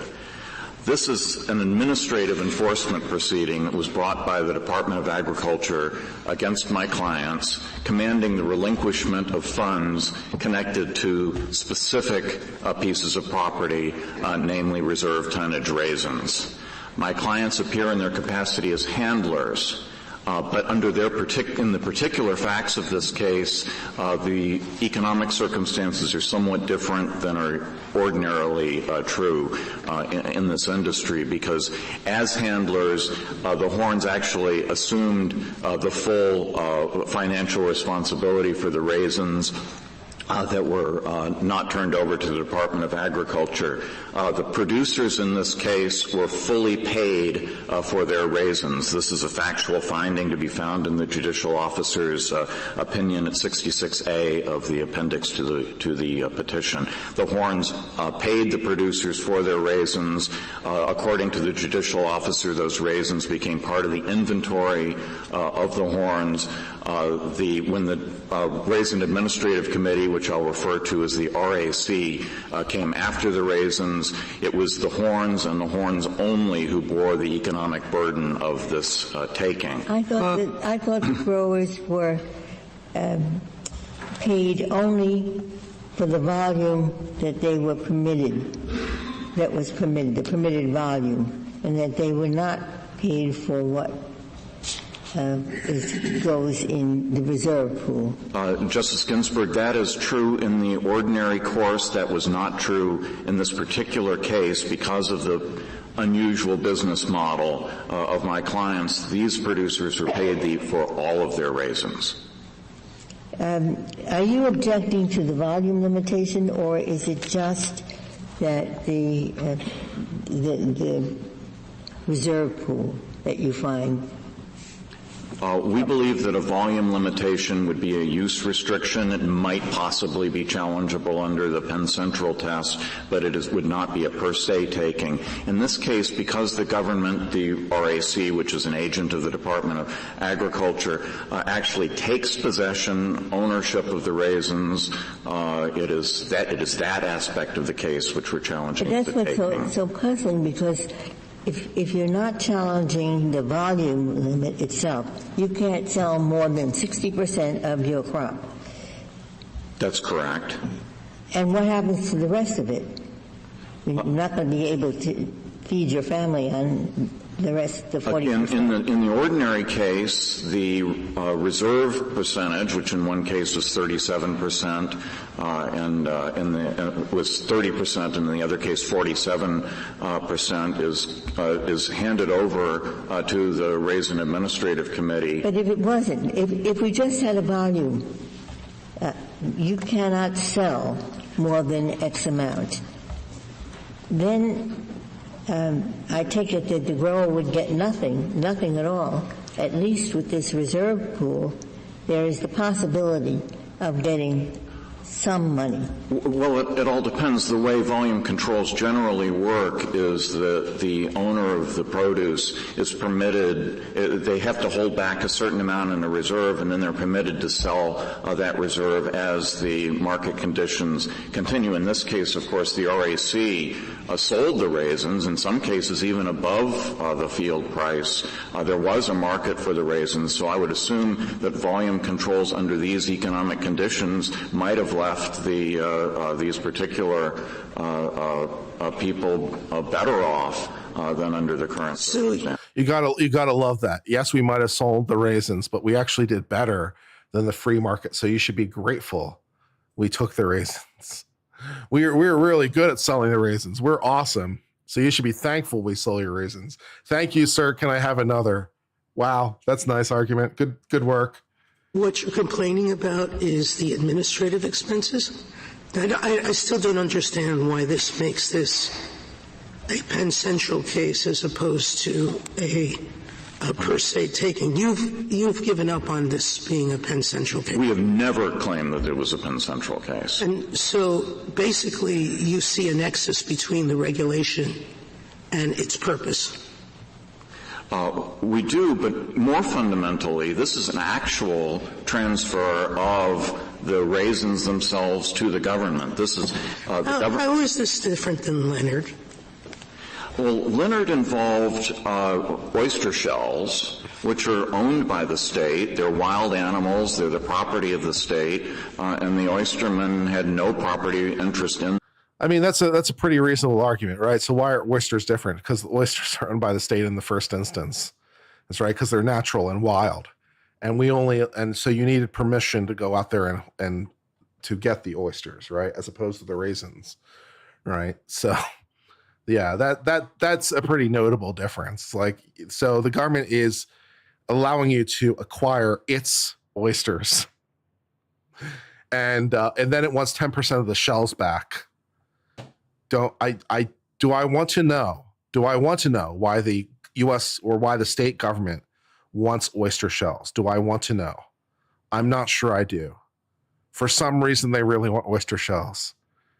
But in some sense, they were theirs to start with, so that makes more sense. Fair enough. Can I sing I Heard It from the Grapevine? Only in exchange for sufficient super chats. If there are more, we can set a goal, and I will sing it if we meet the goal. How about that? That sounds good. Other than what the state chose to license them to harvest. Gosh, is that really true, Mr. McConnell? I mean, when these fishermen took the oysters, including the shells from the bay or other waters, they could then sell the oysters. Why weren't the oyster shells theirs at that point? They have whatever property interest the state of Maryland provided for them, and the state of Maryland withheld the 10% of the oyster shells for the purpose of essentially fertilizing the oyster. I mean, I guess I would have thought that as soon as they bring the oysters out of the bay and they haul their catch to shore, that what they've hauled to shore is then theirs. Except for the 10% that the state reserved, yes. Well, so I guess what Justice Sotomayor's question is why wouldn't the same be true as to raisins? Because raisins are not wild animals, even if they're dancing, and they did not originally belong to the federal government. So you think that Leonard is an animals case as opposed to the state can tax your property case? Yes, I do. By the court. They called it a tax. They did also call it a tax, and I'm perfectly happy to address whether this is a tax, because under this court's standards for criteria for determining a tax, this certainly is not one. Referring to the criteria in the NFIB case, this is not in the Internal Revenue Code. It's not collected by the Internal Revenue Service. I guess there's something to be said. As complex as the tax code is, and God knows it's complex, apparently there is no provision of the tax code relating to oyster shells yet. So I don't need to go to my H&R Block and figure out about the oyster shells. How many oyster shells do I owe the government? Not a question I need to ask my accountant. That's good news. It's not there's no tax authorized by Congress. The proceeds of the tax do not go into the general treasury. This is not a tax. But it didn't happen that way in Leonard either. What the court was basically saying is the government could do this because this is a good in commerce. As long as it could meet the Penn Central test, that there is some nexus between the government's goal and the regulation, then it's okay. Now there they used it to fertilize oyster ponds or to refertilize the oysters. Here they're doing it to maintain prices and giving you whatever is left over on the reserve. The fact of the matter is that the oysters belong to the state of Maryland, and when the state of Maryland decides to allow fishermen to harvest the oysters... Could you tell me where in Leonard that was discussed? I'd be very happy to file a supplemental brief with the Maryland citations indicating that the oysters belong to the state of Maryland. I thought that what the Constitution required for a taking was just compensation, not a reasonable nexus to a good policy. Am I wrong about that? You are not wrong about that. I think so. But I suppose that question, underlying the government's briefs, and we can ask them what its position is, or you can characterize their position as, if you choose, is the thing, since we could do this other ways, what difference does it make? Mm-hmm. Do you understand that to be the an underlying premise in their argument, or is that unfair on my part? Well, they certainly say that from time to time, and this court 2 years ago in Kuntz rejected arguments of that sort. But in fact, there is a fundamental difference between a volume control, which is present for a number of our agricultural products, versus the taking, because in this case, the government literally takes possession of the raisins. It can use the raisins as collateral to get a loan. It can give the raisins away.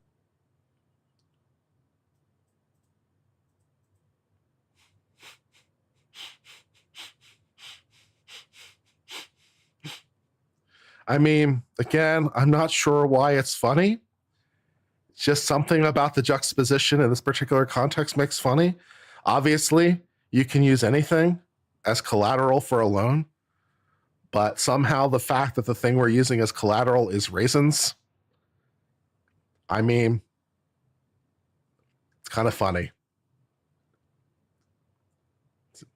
It's a loan backed by raisins. That's amusing to me. I don't know what to say. It can sell the raisins. Position, why didn't you ask this? You're attacking this reserve arrangement and the possession, the government's possession of the raisins themselves. And you, as far as I've heard so far, you are not attacking volume. All I'm waiting for at any time. I'll wait a second. I won't say it. I'll just wait, and we'll pull it up at an appropriate time. Yeah. You cannot market more than X amount.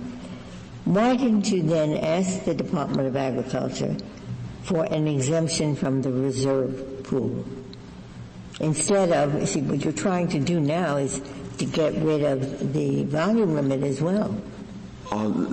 In this particular program, there is no separate volume control, in the sense that there's no regulation that tells either producers or handlers. Sell April 132.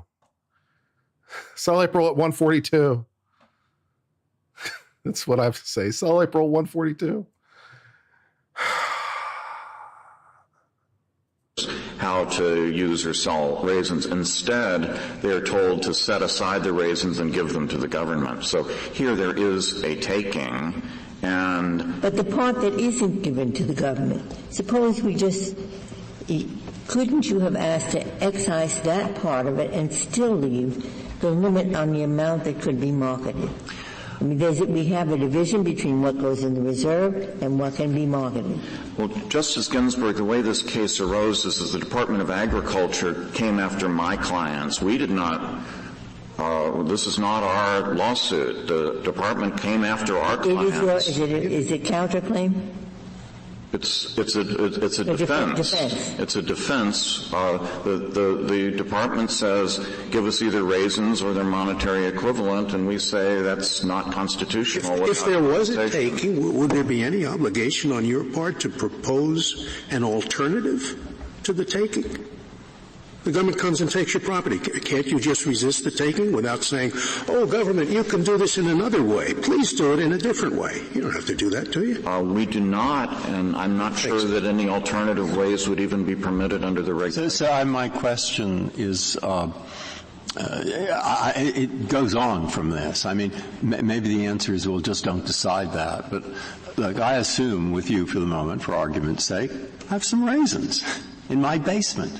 I'm in this program.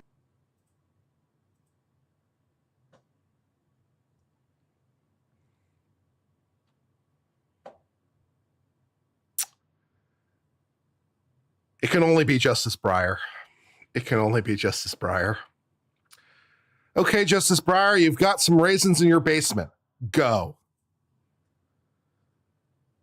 The government comes with a shovel and some burlap sacks. It takes the raisins.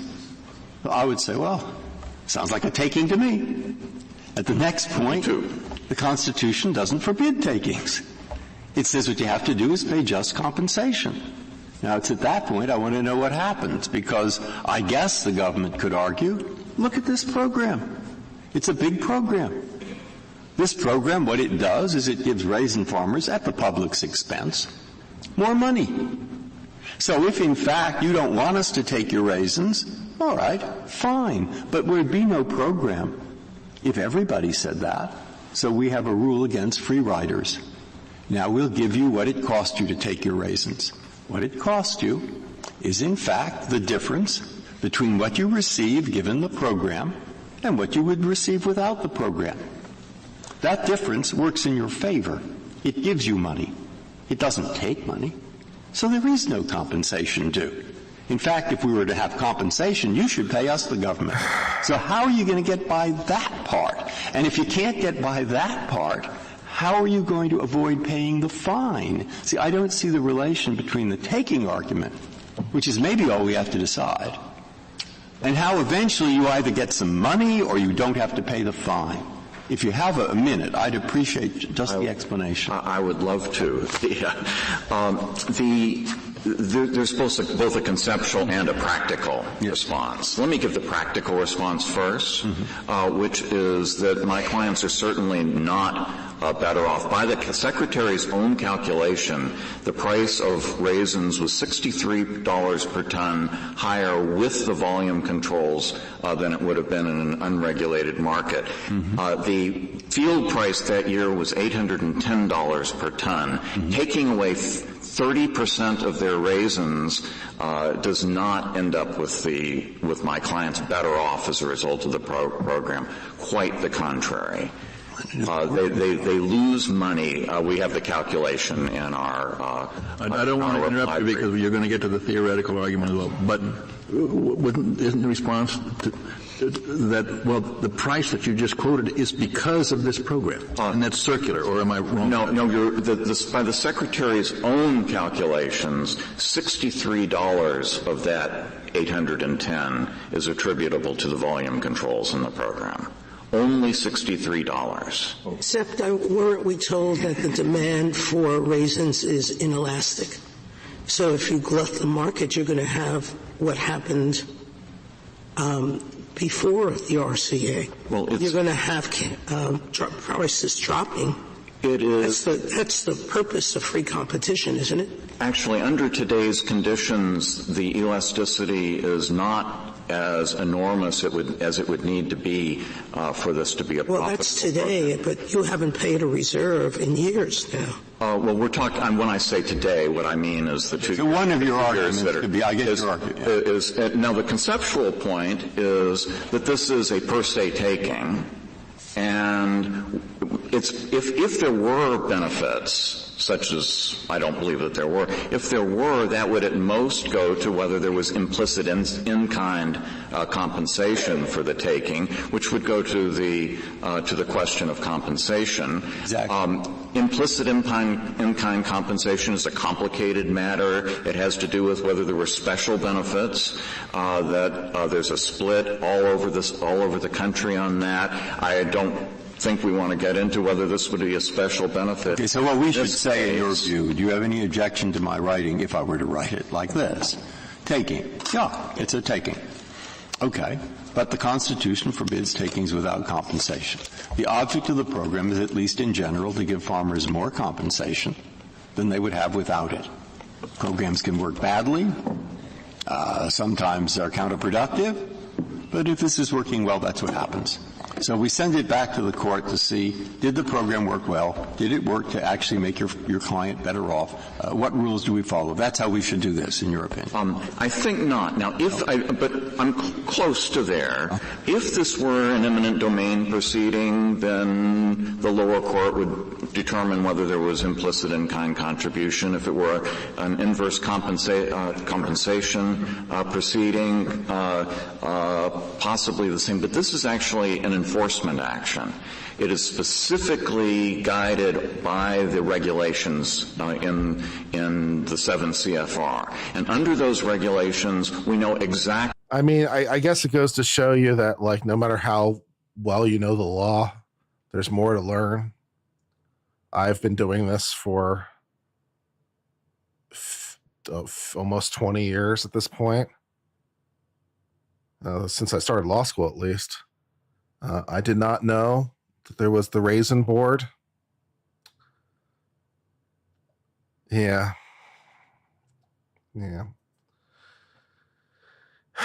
Okay.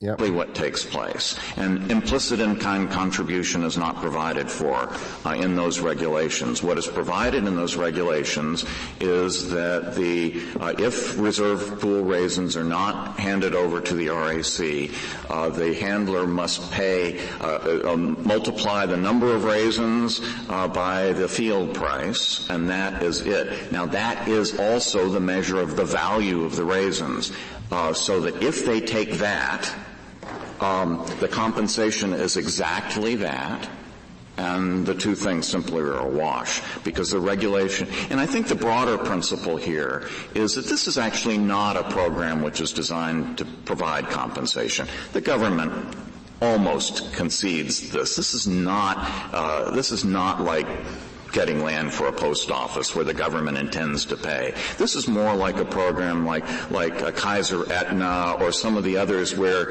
if it is a taking, the government has no intention of paying a compensation. That's not the kind of program it is. And in cases, in cases where there's a taking and the program does not contemplate compensation, the standard judicial remedy for that is to forbid the taking. I'm sorry. Can I take back, Mr. McConnell, to whether it is a taking point? And I've just been trying to think about whether your argument would apply to other kinds of programs and how it might apply to other kinds of programs. So how about just programs where the government says, produce records for us? I'm sure that there are a lot of programs like that in the world. And there is something intuitive about your saying, well, the government is asking us to turn over stuff. And I'm wondering, it seems to me that the government asks people to turn over stuff all the time in the form of records. How would that fare under your argument? If what the government is asking for is information, this is not going to be a taking. If the records are themselves of historical value, as they were in Nixon versus General Services Administration, and they want to put them in the museum, then they have to pay for them. I don't know if they're historical value. They're just physical objects, in the same way the raisins are physical objects, and the government wants some records. The government does not take permanent possession of records. If I'm, say, in an IRS audit and they ask me to show records to establish my tax deductions, I show them the records, they see the information. It is not a taking. No, but so you're saying that the government couldn't ask you to deliver records to them? I did not say that. They can ask me to do that. And it is not a taking unless they've taken a sort of a permanent possessory interest. If they go off and sell the records the way they sell the raisins, then they're just keeping the records. They're keeping the records. If they're keeping the records forever, I'm not sure, but I doubt very much that would be a taking. Again, if the value of the records is the information, which is what I assume it is in a regulatory program, we're not talking about actual physical. Well, there are cases on custodial. Yeah, and also it's not quite on point, because if you give the government information, you still have the information, right? So it's not a taking. Suppose the raisin, right? If I give you the raisin, I no longer have the raisin. If I give you information, I still have the information, because information is duplicatable, infinitely duplicatable. Now, that isn't to say that there isn't any legal argument to be had with giving over the information. I mean, there's still a Fourth Amendment argument, obviously, depending on context, right? It's a search or seizure of documents. So you might have a Fourth Amendment argument to be had, but I'm not taking it. And also, if depending on like what I'm doing with the records, that doesn't really quite work. So no, I have to give the government information.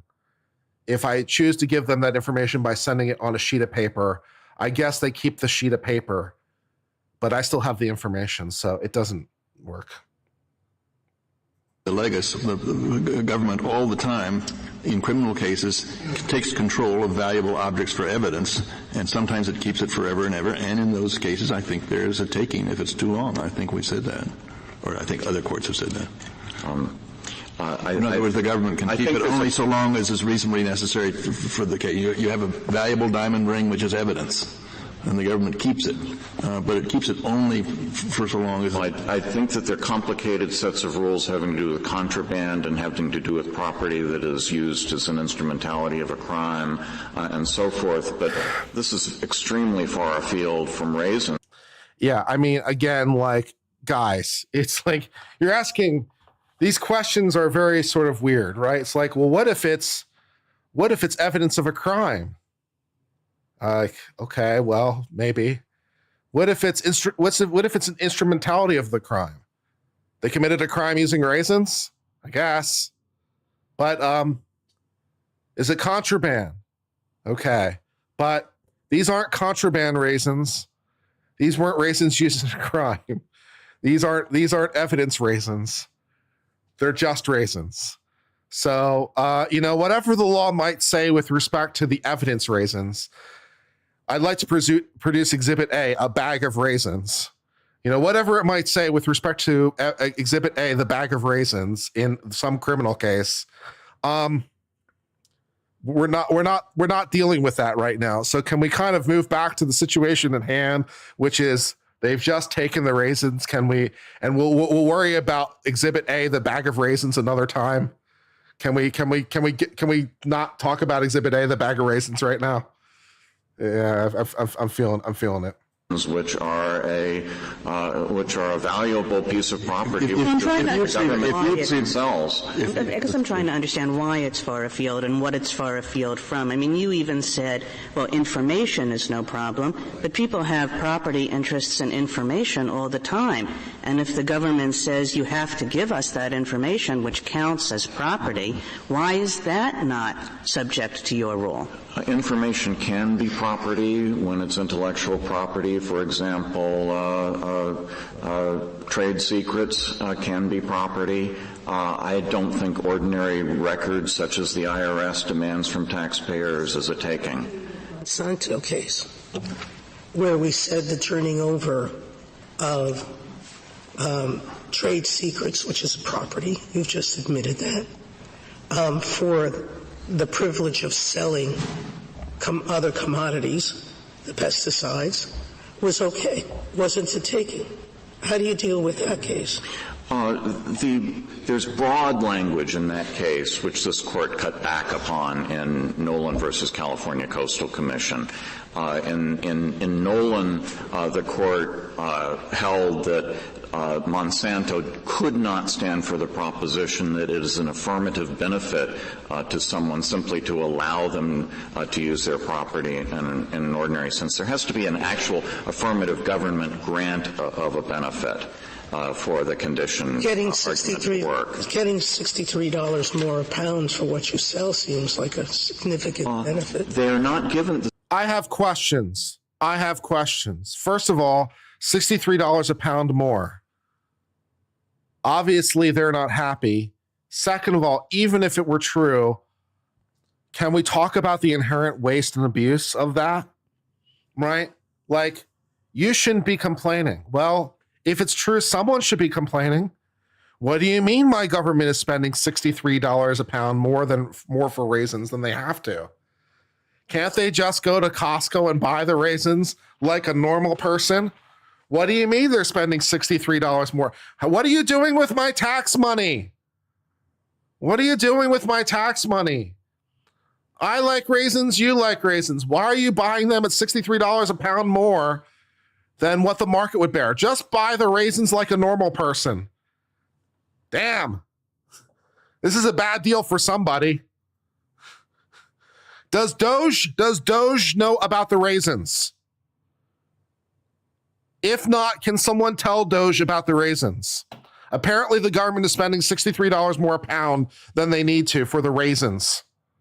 They're not very good at getting a good deal. $63 results from volume controls. That does not require a taking. The taking itself is of absolutely no value to the producers or anyone else other than those who receive the export subsidies from the sale of the raisins. They're the only ones who benefit from the actual taking. But you couldn't do it. You would have a product that would be valueless, except for that which you could eat at home. But you didn't intend to eat it at home because you gave it up for sale. If they gave you the raisins, would you be able to export them and get the government subsidy? If they, my clients are not actually in the export business. If my clients were selling raisins for export, they would be entitled to receive the export subsidy, but that's not the business that they're in. My point is just you couldn't otherwise sell this commodity. If all they did was put it in the house and say to the producers, sell 60% this year, what would you do with the raisins? Well, the way they just sit there. The way other programs with volume controls work is that there's an initial reserve, and then as market conditions develop and more information is available, the owners of the product are permitted to release more and more into the market, and in these but suppose the market goes the other way. Well, that would be a different. That would certainly be a different case, and if it went completely the other way, it could well be that the owners of the raisins receive no money at all. But it's still a restriction on their use. The raisins haven't been taken from them. In this case, the raisins are actually taken from them, and the government sells them. In fact, in one of these years, the government was able to sell the raisins for more than the field price. There's still the curlicue on this. You've helped a lot in my thinking, but there's still what we do about this fine. And the reason that it's maybe just a curlicue on the case, but the way I'm thinking of it, imaginary plan. I don't think I'll ask it. I'll figure it out myself. I want you to reserve it. Thank you. If there are no further questions, I'll reserve the remainder of my time for rebuttal. Thank you, Counsel. I think that might be the first time I've ever seen the word curlicue spelled out. I would have assumed it was spelled Q-U-E, but apparently it's spelled C-U-E. Well, the more you learn, I guess. All right, well, that was an exciting argument. Let's learn from the other side of this equation. Mr. Kneedler? Mr. Chief Justice, and may it please the Court, petitioners isolate just one feature of a comprehensive program regulating the commercial marketing of a fungible agricultural product, a regulatory program that was established with producer approval and is established for their benefit. It is a cooperative program among the Secretary, producers, and handlers. The raisins are not put into the program for the benefit of the government. They are put into the program for the benefit of producers, and they enter the stream of commerce. In fact, the producer is affected by this program. These plaintiffs are ingrates, right? You're really helping them. That's for their benefit, and they wanted this, didn't they? These petitioners do not want the program, but the program was established on the premise that it is for the benefit of the it's one little feature of an overall program. That little feature happens to be the taking of raisins. You can have a lot of features. There's no objection to having many features. But where one of them is a taking, you have to justify it by just compensation. The question is whether it is a taking, and we believe it. You used to say it's not a taking if it involves just personal property, only real estate. Are you still? The government has abandoned that position. That has not been our position. We have not argued that personal property is not subject to the just compensation clause, such that if the government came in and took someone's car, someone's raisins. Well, the government has not taken the raisins. Let me just, if I could set this up and explain how it operates. This program operates only when the producer, the grower, has voluntarily committed the raisins to the stream of commerce. They have been put into the stream of commerce. They are turned over to the handler. The marketing order regulates only the conduct of handlers. Well, the government can prevent you from putting something into the stream of commerce, can charge you for putting something into the stream. I think that the government can attach reasonable conditions on entering the stream of commerce, including taking. That I think is the lesson of Monsanto, which I think it's an unconstitutional condition, isn't it? Taking without just compensation would be an unconstitutional condition for putting something into the stream of commerce. But that analysis would apply if there was a taking.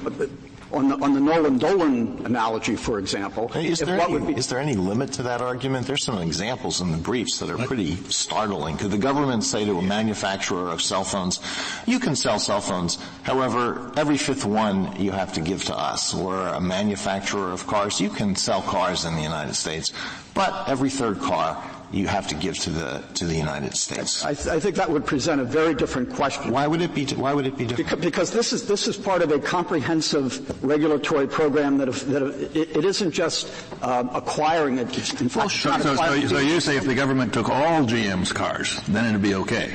No, but just not a third. No. We are not saying that at all. And if I could just...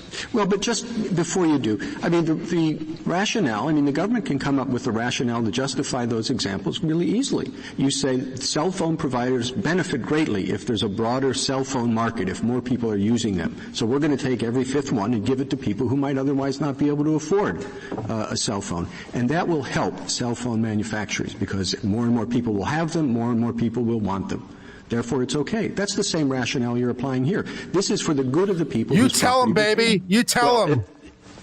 These programs go back to the 1930s when the agricultural industry in this country was in serious trouble, and particularly in California. Prices were below costs of production. And you can do what you've done in most other marketing orders, which is not take their raisins. Instead say, look, you can only plant 63% of your acreage this year, or you can only produce, 28 tons. That's how most of them work, and most of them thereby are, I presume, analyzed under Penn Central.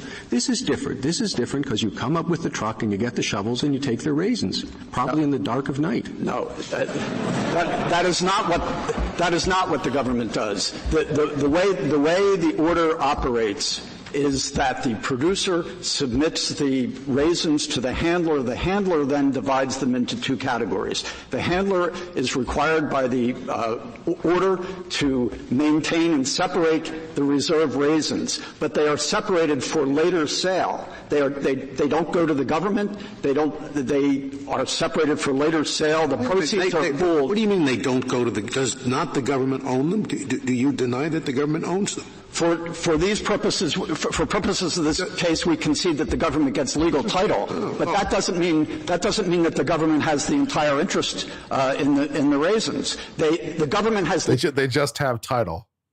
They don't have the entire interest. They just have title. Yeah, that's an interesting argument. Okay. Legal title so that it may, we will assume for purposes of this case, so that the government can, or the committee, it's not the Secretary of Agriculture, the committee can then sell the raisins. The proceeds of those sales are pooled and distributed back to the producers. How much from those sales did these petitioners acquire in the 2 years at issue here? Well, how much money was given back to them? In 1 year there was $272 per ton. In the other year there were no proceeds back because the cost of administering the reserve program exceeded, there was no net proceeds afterwards. So over the history of the program, it starts in 1949, right? Yes. And so in how many years, while the program is in effect, was there a distribution to the growers? I do not know that how many years, but a great number of years. And in fact, the 3 years leading up to this particular time, well, one of the years here was $47 million was returned. In the prior years, it was 50-some million and another 30-some million. So the experience has been that there typically has been. Mr. Kneedler, I too am troubled, like Justice Alito, about his every fifth telephone or whatever, every fifth car or every fifth telephone you have to give to the government. I don't know you've answered that question. Is that a taking or isn't it? And what's the basis that distinguishes it from? Because this is a comprehensive governmental program, and it governs quality, it governs timing of sales, and it's important to recognize that's all that is going on here. The reserve raisins are set aside by the handler.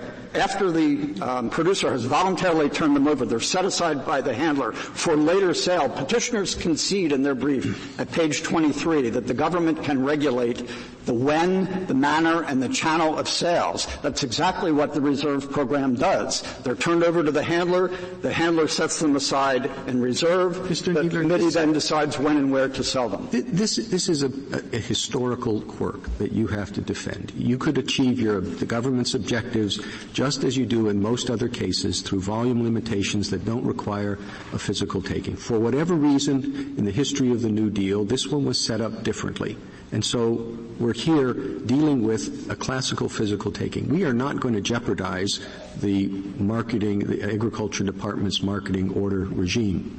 And by the way, it better be the Department of Agriculture that takes these. You said earlier it's the Raisin Committee, or else you're going to have a lot of trouble in your government speech cases, where you always make the point that these committees are in fact the government. Yeah, we're not saying the committee is not the government. What I was saying is that the operation of the program is not for the government's benefit. It is for the producer's benefit. Correct. So it was adopted by producers. Look, I'm having trouble with the same thing.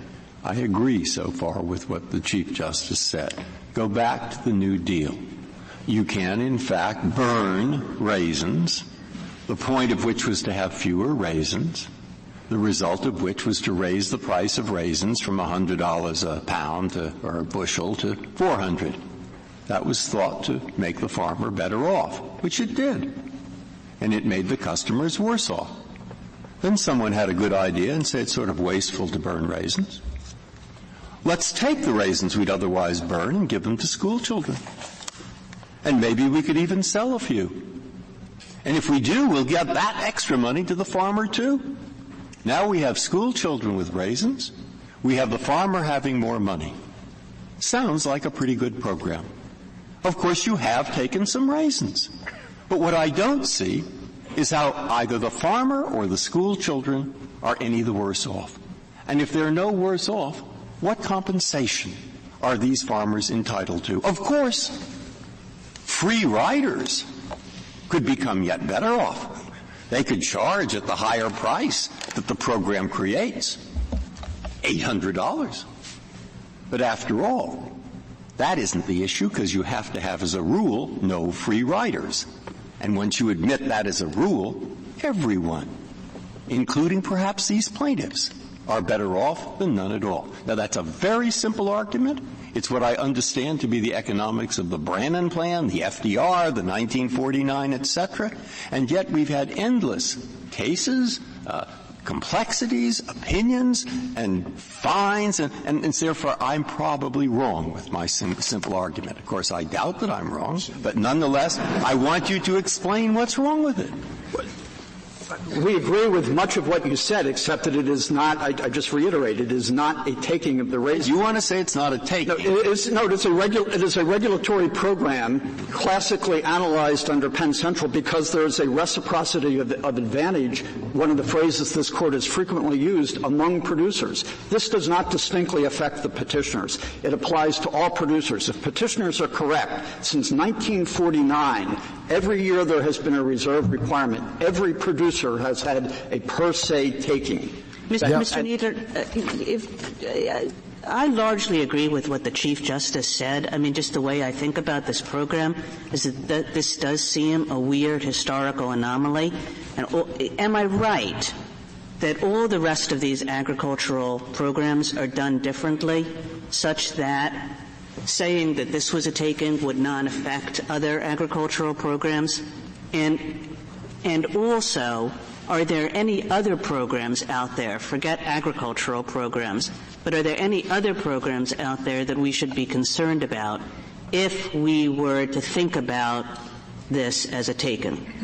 Well, with respect to agricultural programs, I think there are 8 or 10 other programs that have reserve provisions in them. I think most of those are not active in the sense that there is currently reserve, just like this one is not. And if this one has outlived its usefulness and the committee has not proposed a reserve requirement, the program is working exactly like it should. The committee, which is responsible, has decided not to impose a reserve requirement. I'm sorry, but you said that there were 8 or 10 other programs that you said they have,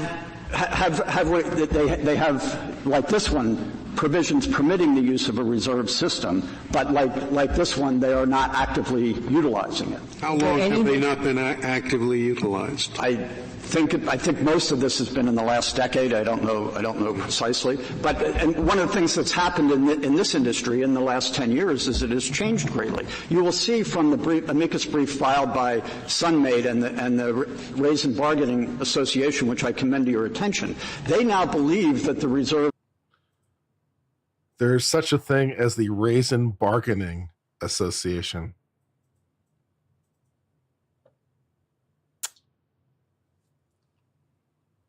Wow. Wow. Okay. Sure, why not? Requirement should no longer be, or at least Sunmade does, should no longer be instituted. But they also firmly believe that petitioners should not be permitted to be free riders on this program. They were able to sell raisins. And Mr. Nieder, what of non-agricultural programs? Are there other regulatory programs where the government says produce something? Yeah, the whole thing sounds crazy. I kind of agree with you. This sounds like some sort of Monty Python-like skit. It's like the whole thing is like kind of bizarre. What are we at the Supreme Court for? Raisins. Raisins. It's like, it's good to laugh, man. It's good to laugh. Isn't price fixing normally illegal? Yeah, but who makes it illegal? That's the answer to your question, right? You say, isn't price fixing illegal? Sure. Who makes it illegal? Yeah, that answers your question right there. Is characterizable as property? Well, I think the most immediately relevant one, which this court... You want me to play the clip I sent you right now, Mandy? Is it on topic? Because I'm in the middle of a stream. I saw your thing. Do you want me to do it right now? I mean, okay. I mean, hold on. Let me find the clip.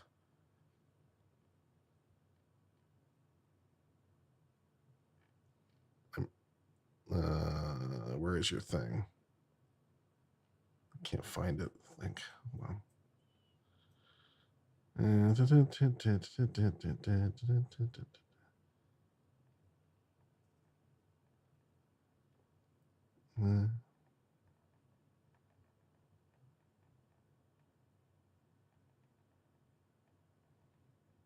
can't find the link. Give it to me again if it's important.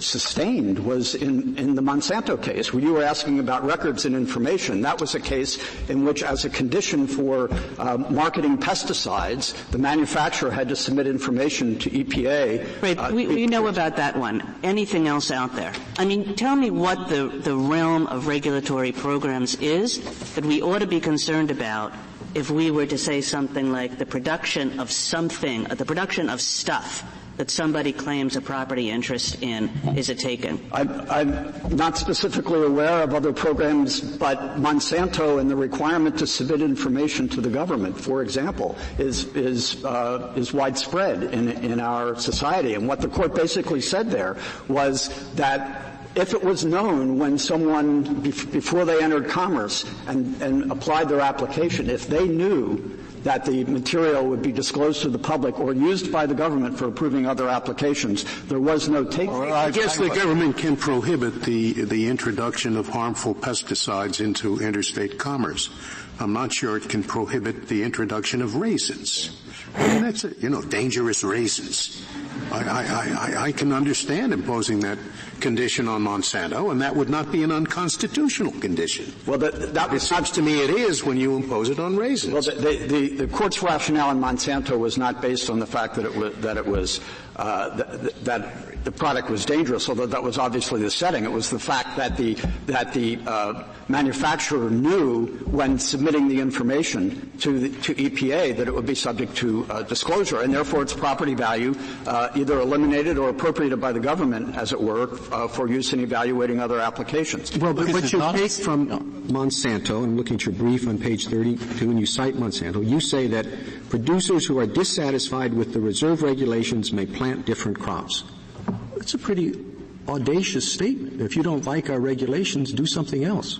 Well, or that's not the only option that they had. They had the option of selling the grapes for other purposes. You mean wine? Wine or grape juice. These grapes. The overwhelming majority of them, the Thompson seedless grapes, have a variety of uses, and that's one of the things that a grower would take into account. Is would they be better off with raisins? What we say, if you don't like regulations, you can challenge them in court to see if they comply with the Constitution. The answer, if the answer is always you can do something else, it would seem we'll never have these kinds of cases.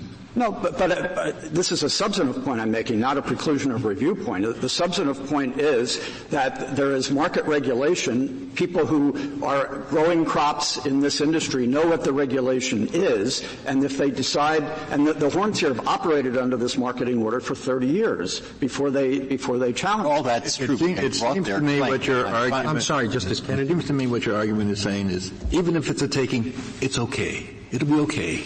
Everything will work out. That's what I get from your argument. No, our argument, our fundamental argument is that it is not a taking to begin with, because the grower voluntarily submits the total amount of its raisins to the handler. The handler then separates them into two quarters, one to be sold now and one to be sold later. But they both have to do with the timing and regulation of sale, which petitioners acknowledge the government can regulate the timing and manner of sales. That's exactly what happens here. There are basically two markets. One is the free market. The other is the tightly regulated market for exports, for other outlets that do not compete with the domestic market. So if you don't like, we're going to say the Pledge of Allegiance in public schools, and we're going to make everybody stand. And if you don't like it, go to a different school. I don't understand why that's not the same analysis here. We may be this may be a taking of your raisins or not, but if you don't like it, grow something else. Well, Monsanto is not the only case where that was. By the way, I do not believe that Nolan cut back on the rationale of Monsanto. What the footnote in Nolan said is, we do not regard the ability to build on your property, your real property, to build a house as a governmental benefit. It did not say. In fact, I think it reaffirmed the idea that there was an exchange in Monsanto where the government was giving a benefit of clearing the product for use. Whereas you say that introducing raisins into interstate commerce is a government benefit, right? We think the regulatory program is a governmental benefit. No, not the regulatory. You're saying the activity which is subjected to this taking is the introduction of raisins into state commerce, and you say that is something that the benign government can give or withhold. It is the permission to do it, which is exactly what the court said in Monsanto. But Monsanto is not the only case. Yee said the same thing with respect to real property. That was the case involving the mobile home park.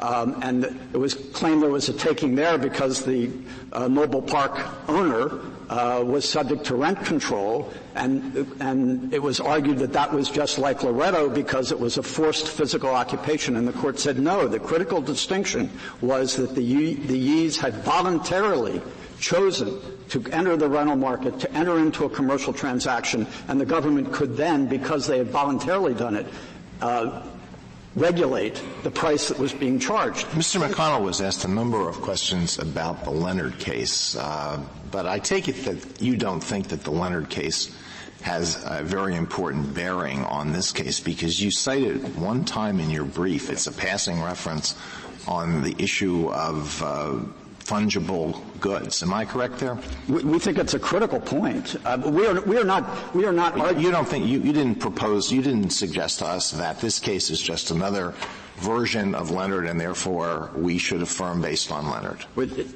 To the extent Leonard was about tax, this was not, this program was not identified as a tax, partly because the raisins don't come to the government. The raisins go into a pool that belongs to all of the producers and then is divided up among the producers. These are not things that are appropriated for the government's own use. But we think Leonard is critically instructive for the point that with respect to property like this, like the oyster shells or like raisins, what the court said is that they are fungible. Their only value is for commercial sale. This is not like the ownership of real property in Loretto, which is unique and personally identified. These raisins are valuable only for sale, and in fact, as I said, this order kicks in only when the producer has committed the raisins to sale by handing them to a handler. Put all the regulatory aspects of the program aside for a moment and just say this were a much simpler program, and it said the government says to the raisin industry, we could tax you and say you have to deliver 2% of your net profits. We're not going to do that. We're just going to take 2% of your raisins. Would that be constitutional? Would that be a taken? That would be, I think, like Leonard. It would be an in-kind tax. I don't think there's anything that would prohibit that being done, but that's not. I mean, and we think the fact that would be okay is instructive here, as the court's discussion of Leonard suggests. But the court doesn't have to get to that point. But you said you don't think of this case in that way, and why don't you? Well, it's analogous in the sense that Congress may well be able to do this in a different way. The reason I said it was different is that the oysters, the raisins, are not being used for the government's program. They do not go to school lunch programs. If the government wants raisins, it buys them. It doesn't. Well, we don't usually allow committees of producers who are called the government to impose taxes, do we? I mean, that's usually done by Congress. And this essentially is done by some committee. Right, but it's a committee elected by producers. It's important to recognize. Well, so they can impose taxes, you're saying. This is just like a tax.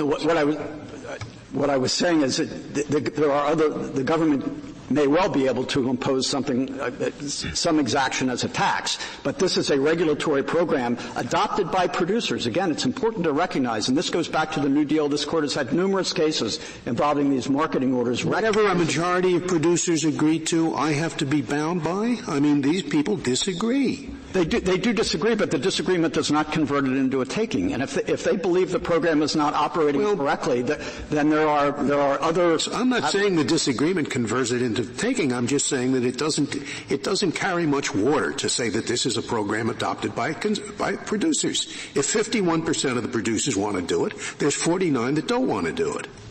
Well, but I think it's a pretty good indication that the premises on which Congress enacted this statute in 1937 operated then and operate now for the benefit of producers. And it shouldn't be necessary in any one particular year in which the regulatory program is in place to calibrate whether the benefits outweigh the burdens. Well, I think central planning was thought to work very well in 1937, and Russia tried it for a long time.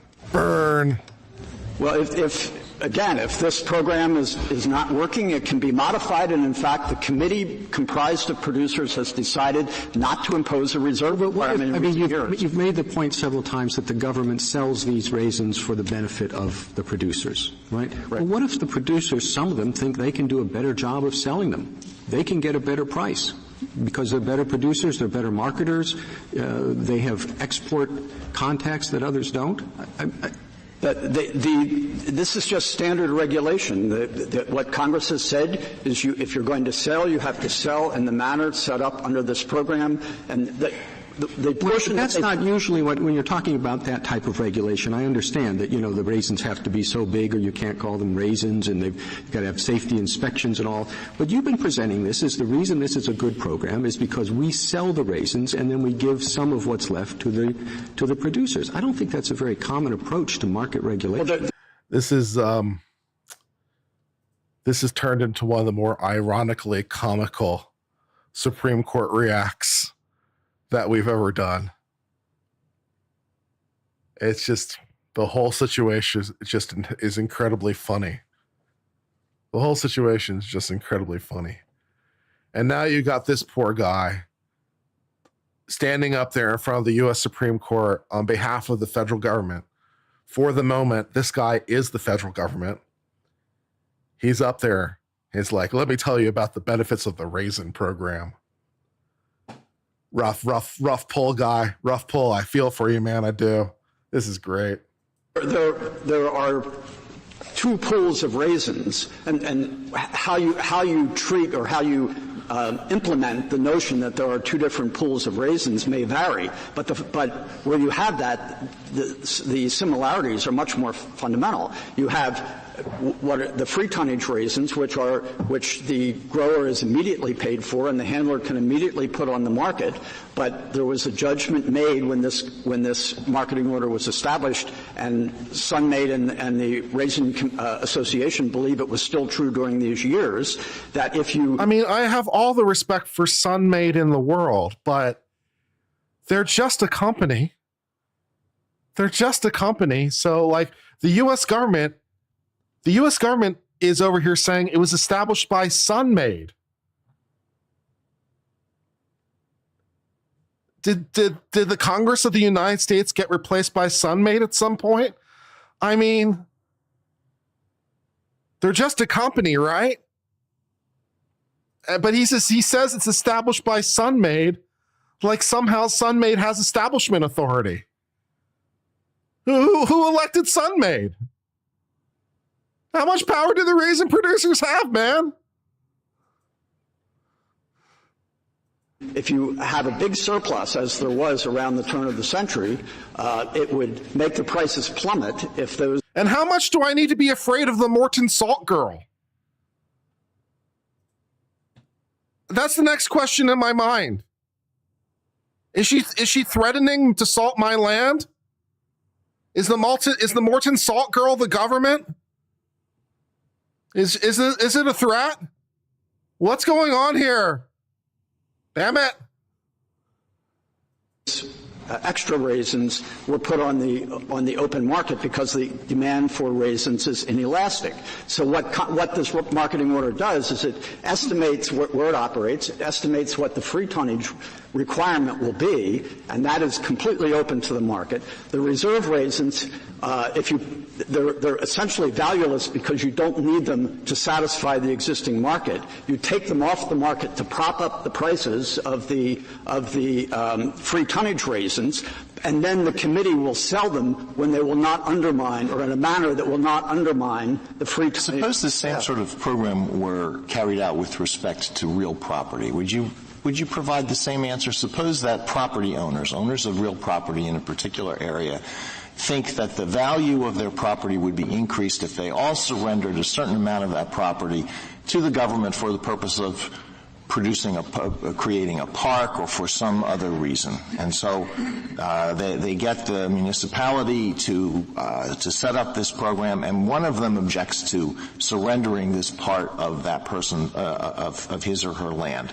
Would that not be a taking? I think real property would be fundamentally different. Well, why would it be? I thought you said you're not arguing that there's a difference between real property and personal property. We're not saying there's a categorical difference, but I think the Lucas decision is very instructive there. That when the court was talking about the ability to regulate real property, it said that there's a big difference between real property and personal property, at least personal property being used for commercial purposes, which might even be rendered valueless by virtue of governmental regulation. So Mr. Kneedler, what's the statute of limitations on a takings claim?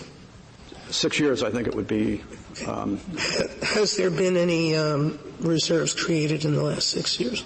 I think the last one was 2009, 2010. I wanted to correct one fact. Explain to me why the market for raisins is inelastic. You mean I don't understand the statute of limitations argument, right? I mean, it's 2014 when this is being argued at the Supreme Court, but it's already been to the Supreme Court and back. This case has been going on for this point for a decade. The statute of limitations affects when you can bring the claim. You have to bring the claim within 6 years, but like we're talking about something that happened 12 years earlier, right? At this point, we're talking about something that happened in like 2002, right? Something like that. And so the claim was brought. So why is she talking about the statute of limitations? I don't understand.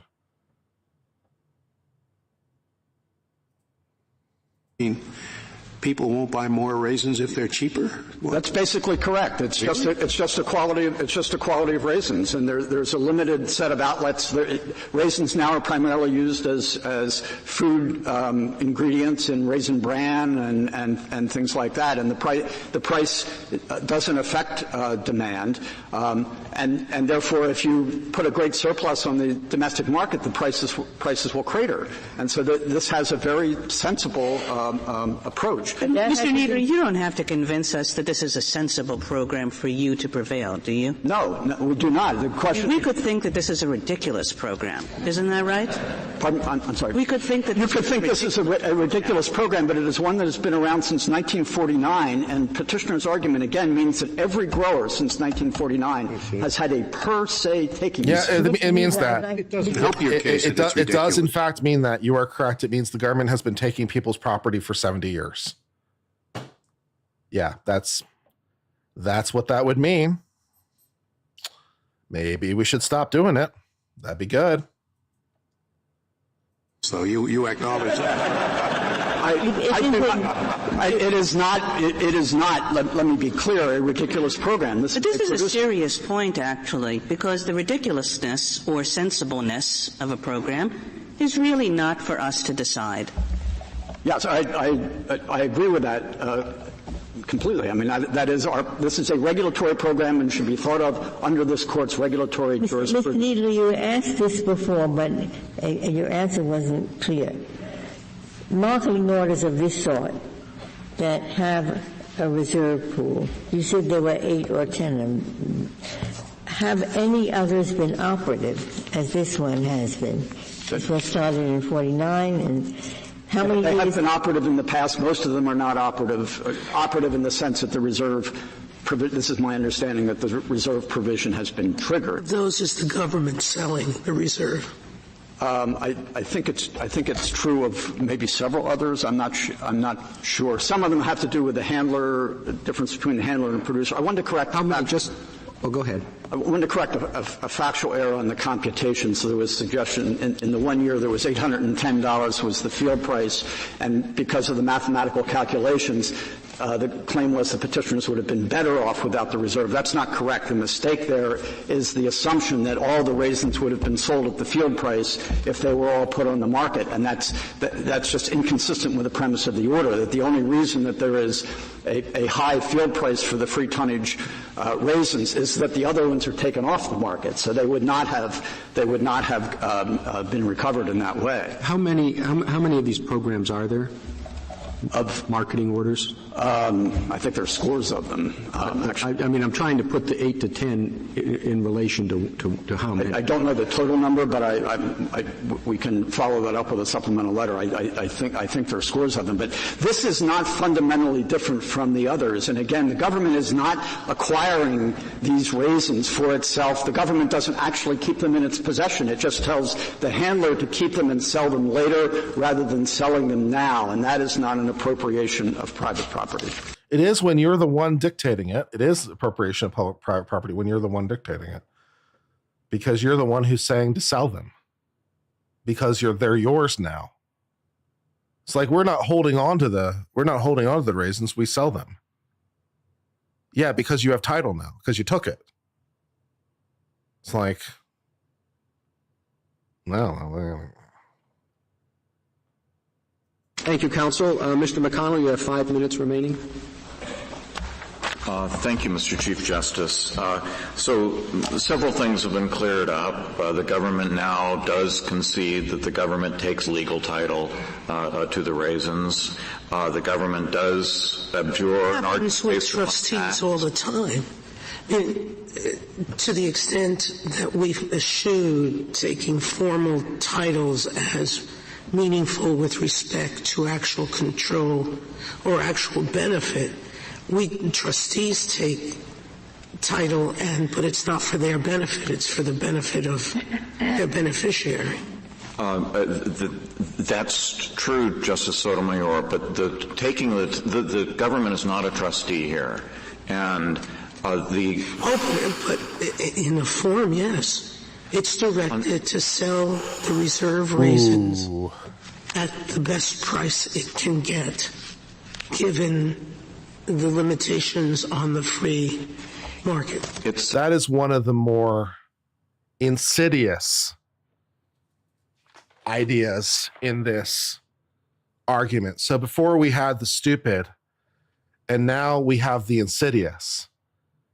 The government is a trustee, not of my picking, not of my choosing, but they're a trustee. They're here for my benefit.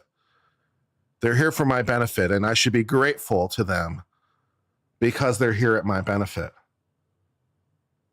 That's an insidious idea.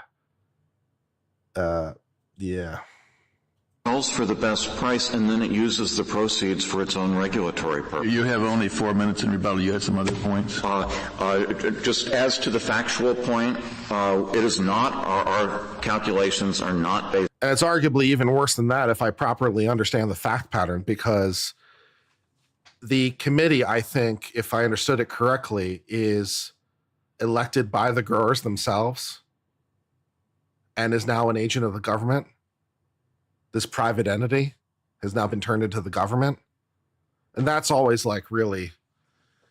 that's always incredibly, that can be very, very dangerous. That can be very, very dangerous. When you have a private entity that becomes the government, it's like you're giving governmental power to this private entity that's elected by, it's like, that raises all kinds of bad Muju vibes for me, man. I've got red flags, man. Red flags. Based upon selling all of the raisins at the field price. Our calculations are based upon being able to sell all the raisins at the price that the Secretary has said would be the price in an unregulated market, which is $747 per ton. And that is, it is certainly not true that these reserve raisins are valueless. They are an extremely valuable commodity, and in most of the years, the producers of the raisins receive absolutely nothing for them. The important point here, though, is that it is not any less of a taking, even if there is a benefit. I have no doubt, for example, that in Loretto, that the value of the apartment went up. Doge is different, although Doge raises different questions. Doge is different, but it raises different questions, because in the situation of Doge, what arguably is happening is that the president of the United States has created a federal agency. Now that raises a whole bunch of independent federal questions as to different questions, but it's not quite the same thing, right? Because the president of the United States has in fact created federal agencies before. It wouldn't be the first time. And then sometimes Congress comes behind and then passes statutes with respect to those agencies. But it wouldn't be the first time the president of the United States has created a federal agency. And that would make, and then you have all kinds of questions about whether or not Musk is Musk the head of that agency? If so, is he then, for example, a principal officer within the meaning of the Constitution? because he is the head of that agency. And if he's the principal officer, does he have to be confirmed by the Senate? And so there are different questions that you have to raise with respect to Doge, but it's not the same thing as giving a private entity power, right? That's a different situation than giving the private farm growers the ability to elect people that then regulate the industry, because now it's a private party that's been turned into the government, right? So the question for Doge is a little bit different. It's like, well, Elon Musk, is he the head of an agency now? Is he therefore a governmental employee? If so, does he have to be confirmed by the Senate? And so forth and so on. But it isn't the first time the President of the United States has created a federal entity. So the questions are different with respect to Doge. Yeah, like USAID, for example. There's lots of examples in the past. So it's not exactly correct. It's a little bit different for Doge. Doge raises its own questions, to be sure, but they're different questions. Because there was a cable, because it became cable ready for its tenants. That did not make it any less of a taking, as this is a per se taking, and any benefits only go to whether there might be some kind of implicit in-kind compensation as a result of the benefit. And if this were an eminent domain proceeding, I think that might well be relevant. This is in fact only an administrative enforcement action in which the question is whether the Department of Agriculture was entitled under the Constitution to demand either the raisins or their monetary equivalent without any payment of compensation. That last. Why isn't it for them to make that argument? Because the argument, you're better off, etc. If you would look at the, is they waived it? I mean, what's no, it's the regulation. I'm sorry. If you look at 7 CFR 989.166C, you will see that is the provision for what happens when the handler does not turn over reserve raisins to the Department of Agriculture. It has very specific provisions for what happens, and there is no provision in that for implicit in-kind compensation. But can they argue that the fact that all the raisin producers are better off because of this program, including you, but no free riders, that's what's the compensation? Can they at least argue that, or have they conceded that? Under this regulation, I do not think it is open to the Department of Agriculture to argue that. I think that would be a logical argument if this were an eminent domain proceeding and we were simply trying to figure out what the proper value of the raisins is. Reserving, of course, the point that we believe that this program does not benefit the producers. We believe that this program actually makes the producers demonstrably worse off. The only people who benefit from this program are the recipients of the subsidy, of the export subsidies. The exporters. That's right. Mr. McConnell, could I take you back to the very first thing that you said in this argument? Because you said typically the handler doesn't take the product and the handler doesn't pay for the product, and you would think that the horns here would only have a takings claim, assuming that they do have a takings claim, for the raisins that they produced and not for the raisins that other people produced. But you said that that's not correct in this case? It is not, because they pay a check went out from the Raisin Marketing Association to the producers for every raisin, not just the free tonnage raisins, but for the reserve tonnage raisins as well. So the horns are actually the only people with a financial interest in the raisins in this case. That is unusual. Mr. McConnell, this is probably neither here nor there, but what has the impact of the drought been on the raisin producers? Do you know? It is not good. It's a very carefully guarded response. And I wonder if I'll be able to take a shower when I go home. Thank you, counsel. The case is submitted. Well, that was certainly one of the more comical Supreme Court oral reacts that we've done in quite a while. So that's different. And then Mandy thought I would enjoy this clip. I'm not sure whether or not I guess we'll respond to this clip for this is off the point of where we've been. So we're moving to an entirely different topic. There is this clip from NBC News that we're going to respond to. It's only a minute and a half long. Apparently, this guy is before some sort of city council somewhere, it appears. And the title of it is Straight Pride Rally Organizer Calls the Group Peacefully Racist.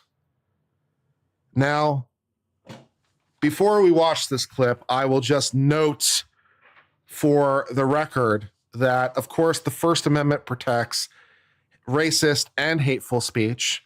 And in its prior iteration, the ACLU once went to bat for, I can never remember if it was the Klan or the neo-Nazis. I want to say it was the Klan, but I can never remember for sure. But the ACLU defended the Klan in Skokie, Illinois. No, it was neo-Nazis because it was a neo-Nazi protest. I apologize. It wasn't the Klan. It was the neo-Nazis. It's so hard to keep track. The ACLU went to bat for the neo-Nazis in Skokie, Illinois, because the neo-Nazis wanted to give a pro-Nazi rally, street march, and protest in Skokie, Illinois. And the ACLU went to bat for the neo-Nazis, saying that they had the right to give their speech, which ultimately they did.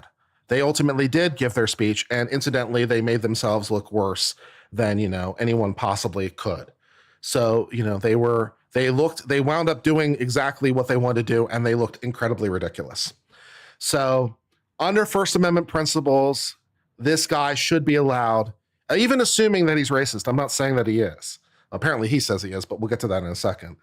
But even assuming he's racist, he should be allowed to give his racist speech. Racist hate speech is protected under the First Amendment. So we'll watch this and see how it goes. So we'll see how it goes. This should be entertaining. I want to challenge you to a public debate to defend your comments attacking us as racist. I want to challenge you to a debate challenging us as racist, and then he calls himself racist.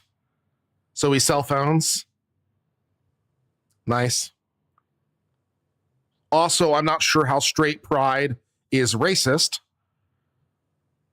It might be a lot of things, but okay, never mind. I'm thinking about it too much. First paragraph of our website at nationalstraightpridecoalition.org, we say we're there to defend all races and colors. You pulled out Caucasian. You didn't have any ramifications after, which we put in our manifesto per se. You attacked us as racism. You pulled the race card to pull in attacks against us, to justify attacks against us in that park. And when they come, you're going to turn right around and say, well, we deserved it. We haven't done anything. We're a totally peaceful racist group.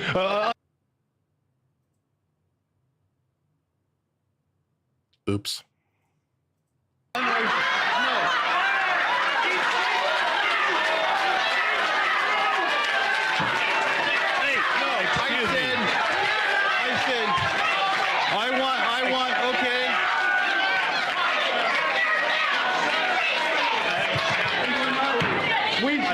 We say we're here to defend all races. Okay, I made a bad comment. We said we're... Well, he's not very good at defending his position. He's not very good at defending his position. But, yeah. We're here to defend all races and colors. I started the War Alliance, Whites Against Racism. Although really, if he really wants to go for the chef's kiss, it isn't peaceful racist. It's mostly peaceful racist. Mostly. That's the key. Mostly peaceful racist. Yeah.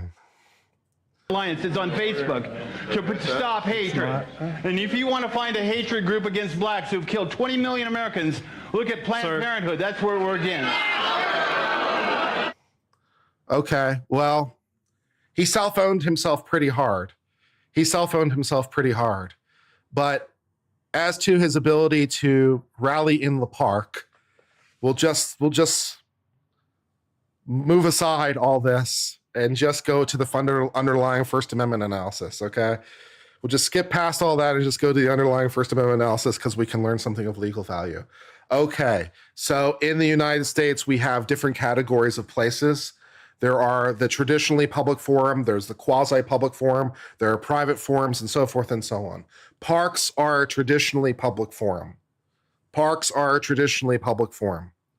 Okay, they are traditionally open for everybody to give whatever remarks they want. Okay, so you can have rules relating to time, place, and manner.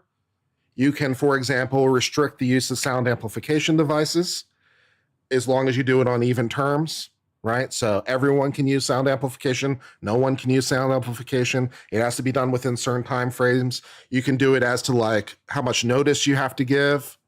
You can do it as to like, you can only do it during daylight hours, or, you know, as long as it's anything approaching reasonable, right? So it can't be like you can only meet on every third month, you know, at 4 p.m. from 4 to 4:05 p.m. Right? It can't be that tight.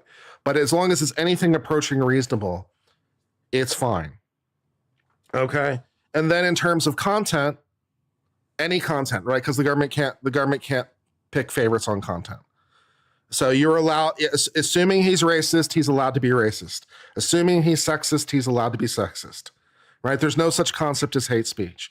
So to the extent that he is, because I don't understand from the context, to the extent that he's complaining that his group is not allowed to rally in the park because of the perception that he's racist, even if he is racist, that's not a valid basis to deny his permit. So, you know, it could be for other reasons, right? It could be because, you know, they're of other reasons, although we don't allow heckler's veto.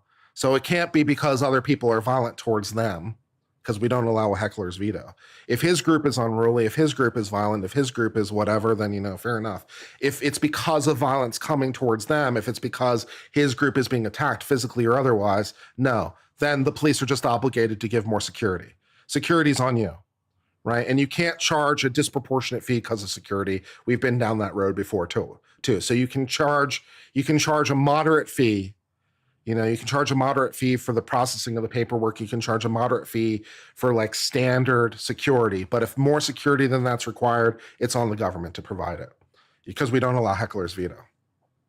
So, and although he's self-owned calling himself a racist, you know, it doesn't change the legal analysis, because you're allowed to be a racist if you want to be, you know. And then, of course, another group could meet at a different time, either in a different, depending on the size of the park, right? Depending on the size of the park, perhaps a different group can meet at a different part of the park, or they could meet on a different day, or they could have their own rally, or they could meet in a different part of town, or whatever, right? So free speech for everybody. Everyone gets free speech. And then we allow people to decide. So that's your legal analysis for the day. I'm glad I was here to help. So, although I don't think the debate's going to happen now because of the cell phone. So, I don't know whether or not the group is in fact racist or whether or not he misspoke, but I think the debate's over. So, you know, that's the state of the law on such things, right? That's the state of the law on such things. Is there anything more for me to talk about, or I can comment about?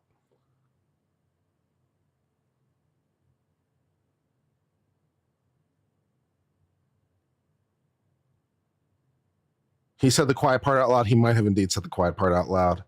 Mostly peaceful is the key. Yeah.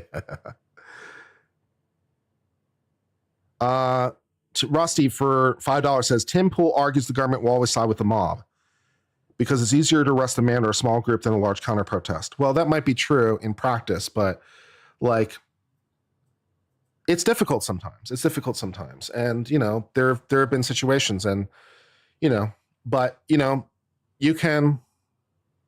there have been groups that with people that have been violently opposed to them, and marches have been allowed to happen. So it can happen. It does happen. And marches for unpopular groups do happen. And you know, I have no problem with their marches. I have no problem with their speech. You know, let them speak. Let them speak. You know, it's how we learn. It's how we express ideas. Everyone's speech needs to be protected. And, you know, like the march in Charlottesville, right? The march in Charlottesville was legal.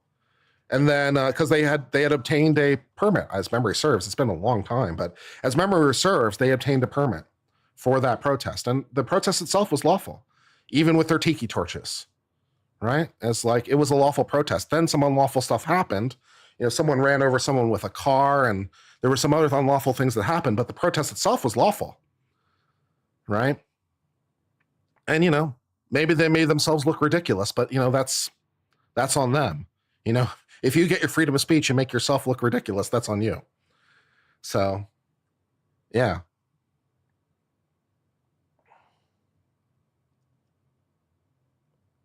A turning point speech was recently canceled due to counter protests.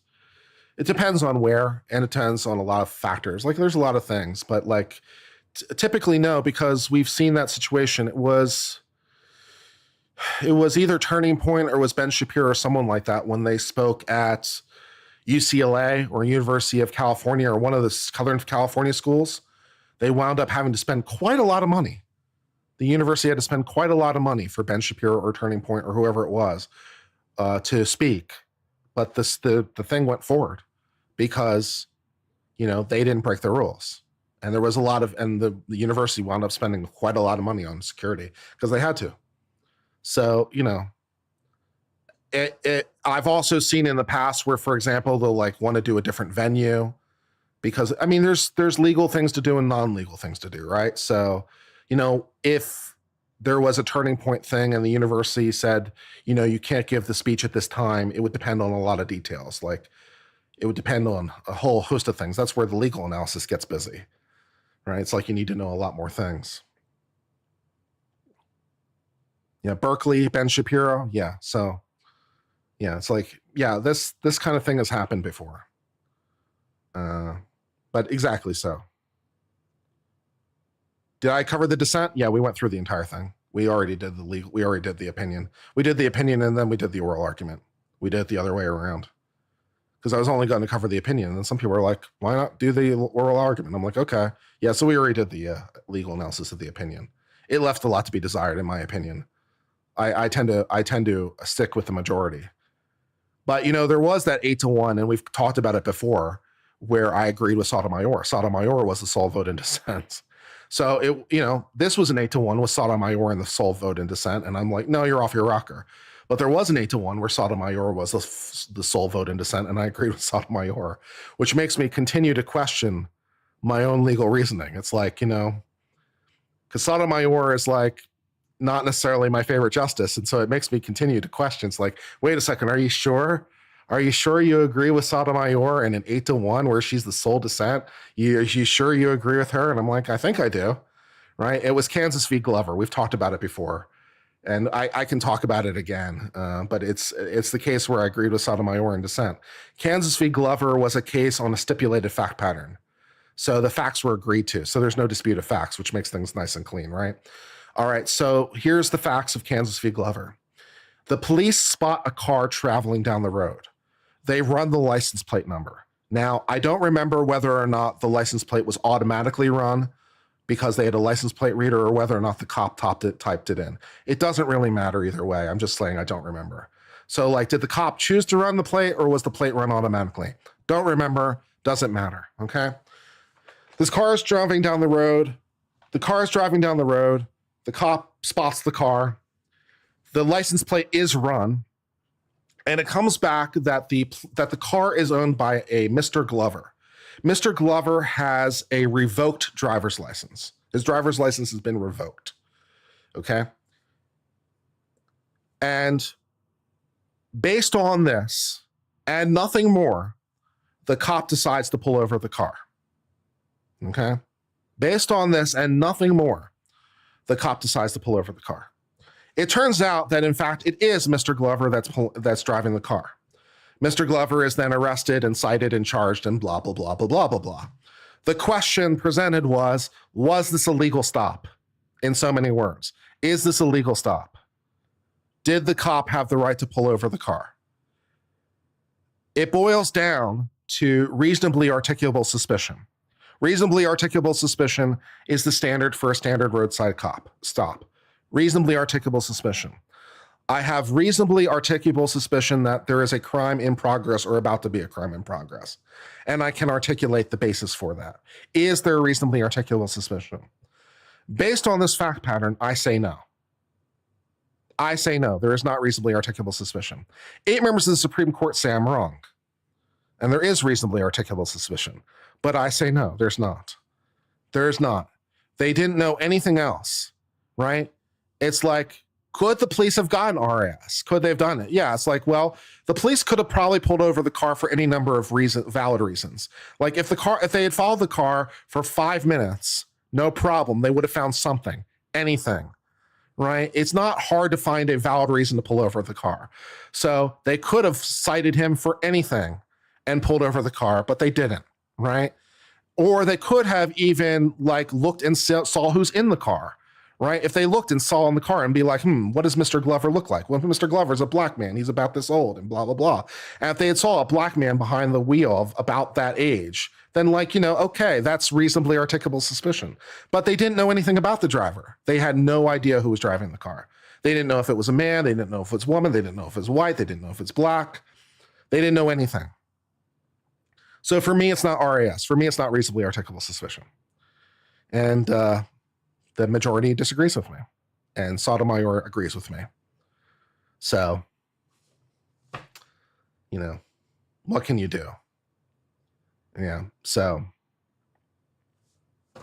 I didn't think it was sufficient. And for me, the problem is there's no way for anyone to drive that car in a completely unlawful, in a lawful way, right? And if that's the standard, then no one can drive that car.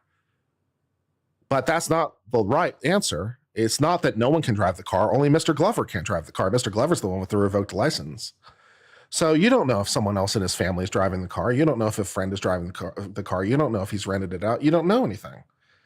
And so it's like, well, if I drove the car, right? My problem is, it's like if I were driving the car, there's no way for me to drive the car without generating RAS. The very fact the car is being driven is RAS. And so there's no way for me to drive the car without that doesn't seem right. If I somehow manage to obey every traffic rule, right? When I'm driving the car, I shouldn't be pulled over and bothered just because Mr. Glover what does Mr. Glover have to do with me? He owns the car, so what? Right? And so it's like, it didn't work for me. So I didn't think the police had the right to pull over the car based on that fact pattern.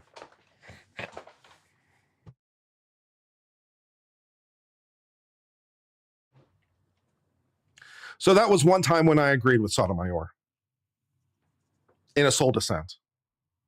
And then, of course, sole dissent sometimes becomes the law, as famously the case in Morrison v. Olson, where Scalia was the sole voice in dissent, where he was arguing against the independent counsel statute. And basically, Scalia's view of the law is now the dominant view of the law on this issue. So sometimes one person minority opinions become the state law. And then, of course, sometimes unanimous decisions get reversed, right? Just because sometimes 9-0 or 8-0 decisions get reversed. Looking at you, Chevron. Chevron was unanimous. It was wrong. It got overturned. So Chevron was 8-0, as memory serves. It was 8-0, and like no one wrote in dissent, and it's no longer the law. So unanimous decisions sometimes get overturned. Wickard v. Filburn is unanimous. I still think it's wrong. So I think that was 9-0. So maybe someday it'll get overturned. We'll see. So, sometimes, ma'am, sometimes.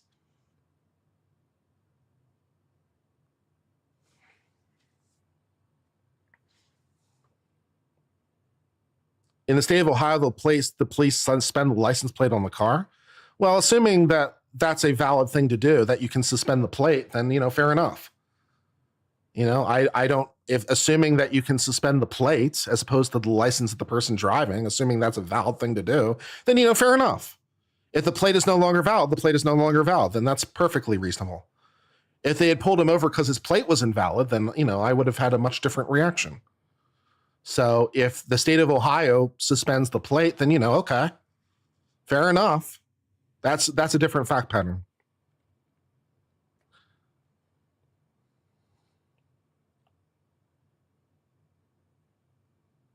The police can ask who the driver is? Not in my view, no. The police can't ask who the driver is. No, they can't. The question is, can they pull over the car? How are they going to ask who the driver is without pulling over the car? And what's their basis to pull over the car? Because that's stopping the car, right? They've stopped the car. On what basis? It's like, not enough for me. And again, all they had to do was follow the guy for like 3 minutes, tops. They would have found something. Drove too fast, drove too slow, followed too far, followed too close, went over the lines, didn't signal with enough distance, blah, blah, blah, right? If you're looking for a valid reason to pull over a car, you don't need to try very hard. You don't need to try very hard. If you're looking for a valid reason to pull over a car, it's like all you had to do was follow a guy for like 3 minutes tops, and you would have generated all the cause you needed. No problem. So it's a bit of an academic point, right? It's slightly academic because, in the real world, if it went the other way, all the police officer would be, in fact, to follow the guy for 3 minutes and then pull him over. So it's an academic point, but, still, it's like, I think it's the right argument. So, what can you do? What can you do?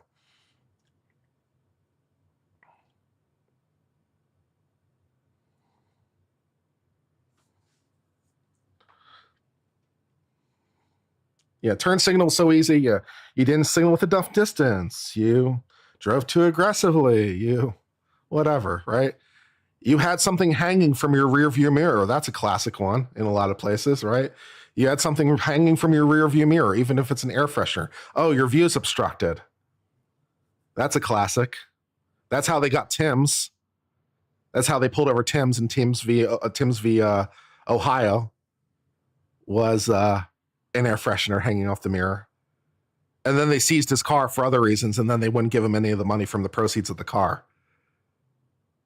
But Tim's was pulled over for a air freshener on his rearview mirror, as memory serves.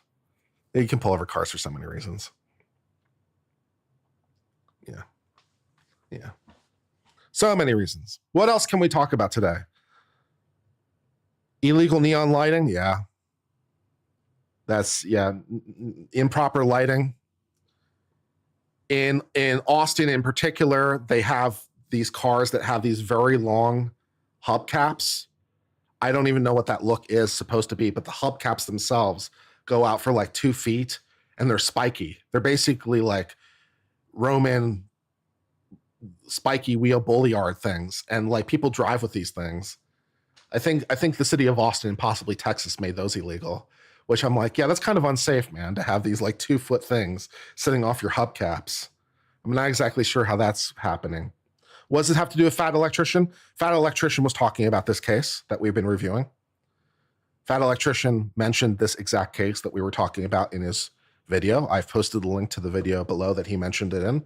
He discussed this exact case, and he discussed his disagreement with Sotomayor. So we did a full legal analysis of the case he mentioned, because that's what we do. He's like, I'm not going to do, he says in his video, basically, I'm not going to read the full thing to you. It's like, that's okay. I will. I'll read the full thing to you. So yeah, he talked about the case. He talked about the Raisin board and the Raisin video, and he talked about the case, and he talked about Sotomayor, and he talked about the dissent. So I was like, oh, okay, well, we can do a full legal analysis. I'll do a full legal breakdown. That's what I do.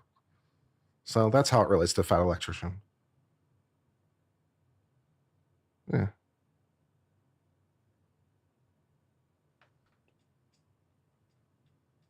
Yeah. What else can I talk to you about?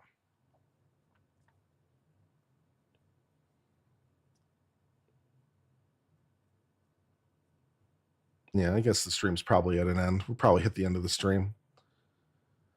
Let's see where I can redirect you, if anywhere. I always like to try to redirect people, give other channels a little boost. It doesn't look like anyone else is streaming today. No one is streaming. There's no one for me to send you to. Very sad. All right, well, if there's no one for me to send you to, then I guess I'll just end the stream. Thanks. I fell asleep when the stream started. No problem. We could sing this. We could sing the raisin song. I'm not promising that it'll be any good, but I'll give it a shot. Ooh, I heard it through the grapevine. Not much longer you would be mine. Ooh, I heard it through the grapevine, and I'm just about to lose my mind. Honey, honey, yeah. Do, wanna be my baby.